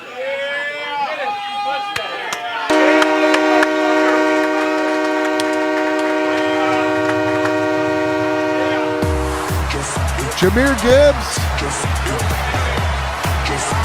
Damn day. He takes the glasses off like a motherfucker.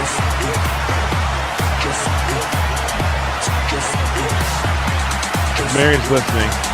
I'm going to give her a little grief tonight about the fact she wanted me to take Saquon Barkley. Mary, we love you. Thank you for listening. If she is. Yeah, fuck that visor. Fuck your visor. Come on, Jake Bates. Earn that money, boy. Earn it. Best players on the field. Best players on. There we go. All right, so, Todd, I don't want to jinx us here because there is another possession by the Cowboys coming up, who are now down by 13. I think Detroit's good. I think What's your takeaway, Todd, on this game? The Lions, when they want to do what they do, ultimately the offense actually did what you expect it to do. And even though Jared started off really soft, he freaking hardened up in the line. But the line protected him. They know the line knows he doesn't like to get hit. I think everybody stepped up to what needed to happen. Then the defense played lights freaking out against one of the hottest offenses in the NFL. The Lions deserve the win, and even despite a head coach who wants to do stupid shit, the team carried him today. So I don't think it was his play calling. The team as a group of guys decided that they were not going to get beat today. And I think, and like I said, that's why I don't think Dan gets him there, because he didn't get it. They got themselves there. That's a sign of a good team. So we'll see how they respond in the next game, but I think they got this one won. what do you think's the difference between the offensive line performance we saw today and the Thanksgiving Day game against the Packers? They just didn't show. They didn't show up. Who's this old lady? They didn't show up. They didn't. Sheila Hamp's mom. Because again, it's Martha Ford. Sorry. Yeah. They know what they have in their quarterback. And Jared, again, I don't think Jared's out freaking doing muscle man ads. He doesn't like to get hit. And if he gets hit, they're going to lose. And you said the Cowboys were only in it because they were hitting him early. Then they stopped hitting him because the line's like, if we want to win, we got to get this dude. Oh shit! You should have dove for that. Todd, Right did you see the graphic I sent you regarding the 1983 movie poster or movie advertisement? I didn't. Where'd you send it? You sent it on Instagram? Just sent it to you guys. I texted it to you. Oh, I didn't look yet. Nope. Like it's such a huge memory jogger that this is how you used to find out about movies. Oh, the newspaper, yeah. Well, I do remember calling the movie line. Yeah. And Or you call the movie line. In the middle, you're like, not interested. And as soon as you get to where you wanted to be, somebody was like, hey, you're like, Yeah. Fuck, I gotta wait again. Yeah. Yeah, so remember if you did not know what movies are playing, then you had to call a movie line. That was the thing you could do, and you had to wait to hear for every one of the movies. And there were like 20 movies playing. So if it was like a 20 theater movie, there's a different movie playing each one, which is way different. And they do than every today. time slot too. They do every single time slot. So you had to wait forever to hear like, okay, I really want to see the new movie from George Lucas, but when is it playing and what time and what theater and all that kind of shit. Actually, Bob, can I give a great example? Yeah. Because there are two modern movies I think that came out at the same time. If you wanted to see Anaconda or Zootopia, or anything on either extreme, and you didn't catch your spot, you're going to be waiting about a half an hour.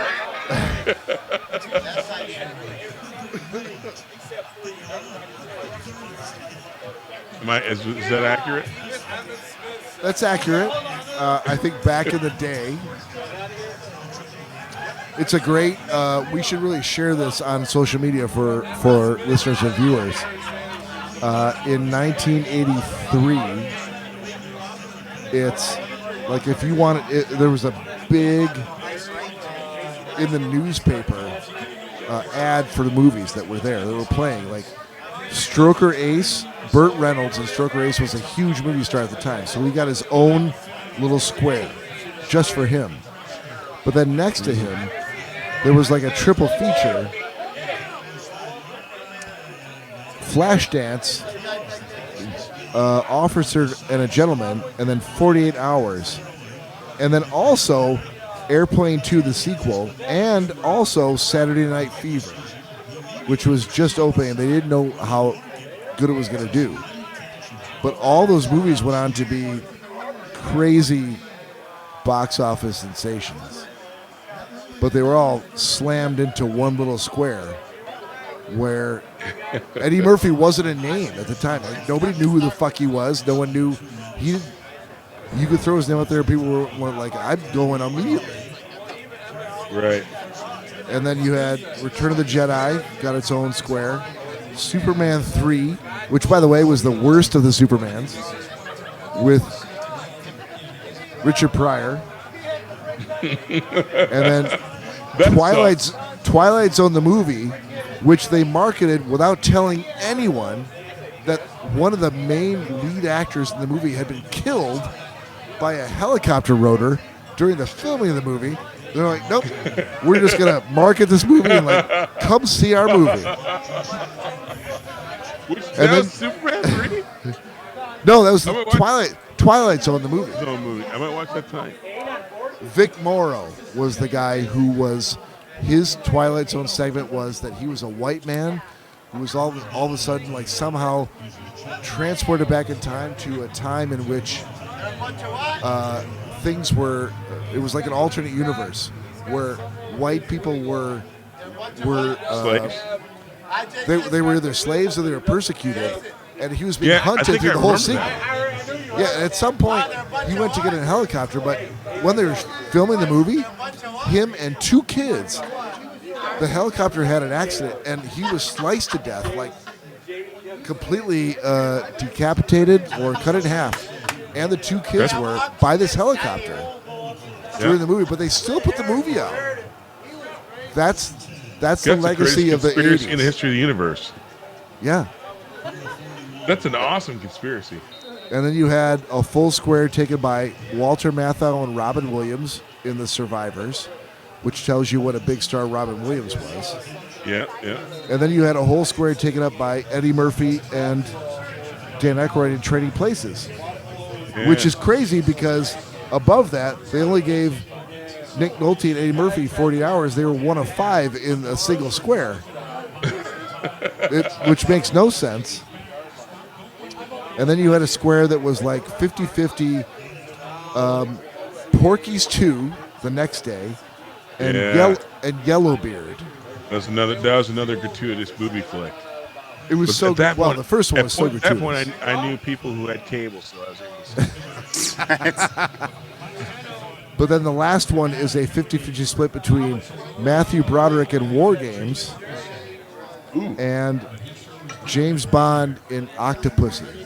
Oh, which the name. Right. But James Bond's latest film only got a half a square over The Twilight Zone, Superman 3, and a Robin Williams, Walter Matthau movie with a name that included the word pussy in the name. And an incredible actor. Muhammad within the sack. Woo! Mel. But yeah, the 80s were a crazy time. Who's winning this game? Lions, baby. There we go. Lions, baby.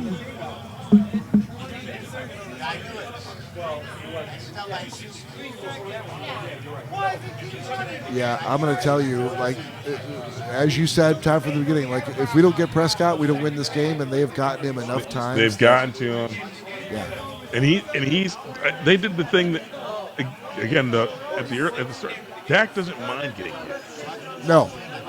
But they've hit him so hard, he can't operate. Oh! Dude. Sorry. There we go. Oh, he caught it. Holy shit. Fuck yeah, buddy. Fuck yeah. Todd, thank you for keeping that to yourself. Holy shit. Well, not fully, but. Sort of. I can't believe he caught that ball. Interception. Neither can I. Like, that's why I said, Lions, 106 left in the game. That is the death blow. Done.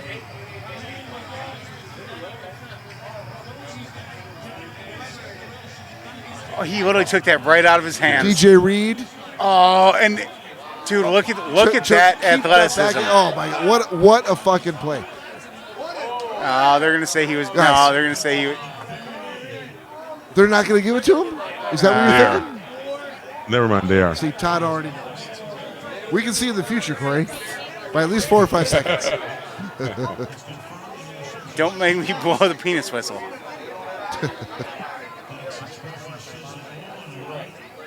Look at that. Hit the button, Cory. That one? That's the one. Fuck them Cowboys. That's what he gets for Thank you, Jason. putting all those pens in his hat. Fuck them Cowboys.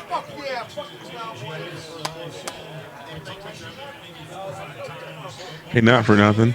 In my big money fantasy football league, my kicker scored more than Jared Goff. You know what? It's fine. We still won. There you go. There we go, boys. Win-win for me. There we go. Woo! 44-30, the final. Lions versus Cowboys. Lions on top. Unbelievable. Todd Dillon. Game over. Love you, my brother. Love you. Cory, We will. love you. Cory, love you as well. Oh, thank you. I love you guys both as much. That sounded a little disingenuous, but okay. I know it No, does. I'm being dead honest. I love you guys like my own brothers because I don't have any brothers. Todd's like, I don't. This feels like white man talk to me. You don't mean any of it. I love No. you guys so much. And if Jerome was still around, I'd have him do something special for you. Yeah, don't forget, you got to give me a job application for Andy for the Nonsense Zone. Yes. Yep, for Jerome's replacement. Perfect. Dude, Got it. please draft something just to send to him. That's going to be Yeah, and absolutely send insane. it to him PDF form. None of that Word document bullshit that you could like an alter. You know what bums me out? That you guys think that I would go Bush League. Nope. TD. Never I have never 100% said that. confidence. It's gonna be in you, Todd. Never It's gonna be said that. tight. It's gonna be tight. 100% confidence. It's gonna be tight. All right. For the All right. Schnozzcast, Bob, Cory, and Todd saying we'll see you on the 14th of December. Next Lions game. We're back here to see if we can keep it going. Another win. Love you guys. Peace out. See you next time. See you next time. Sit. Sip. Sip. Cory, sip.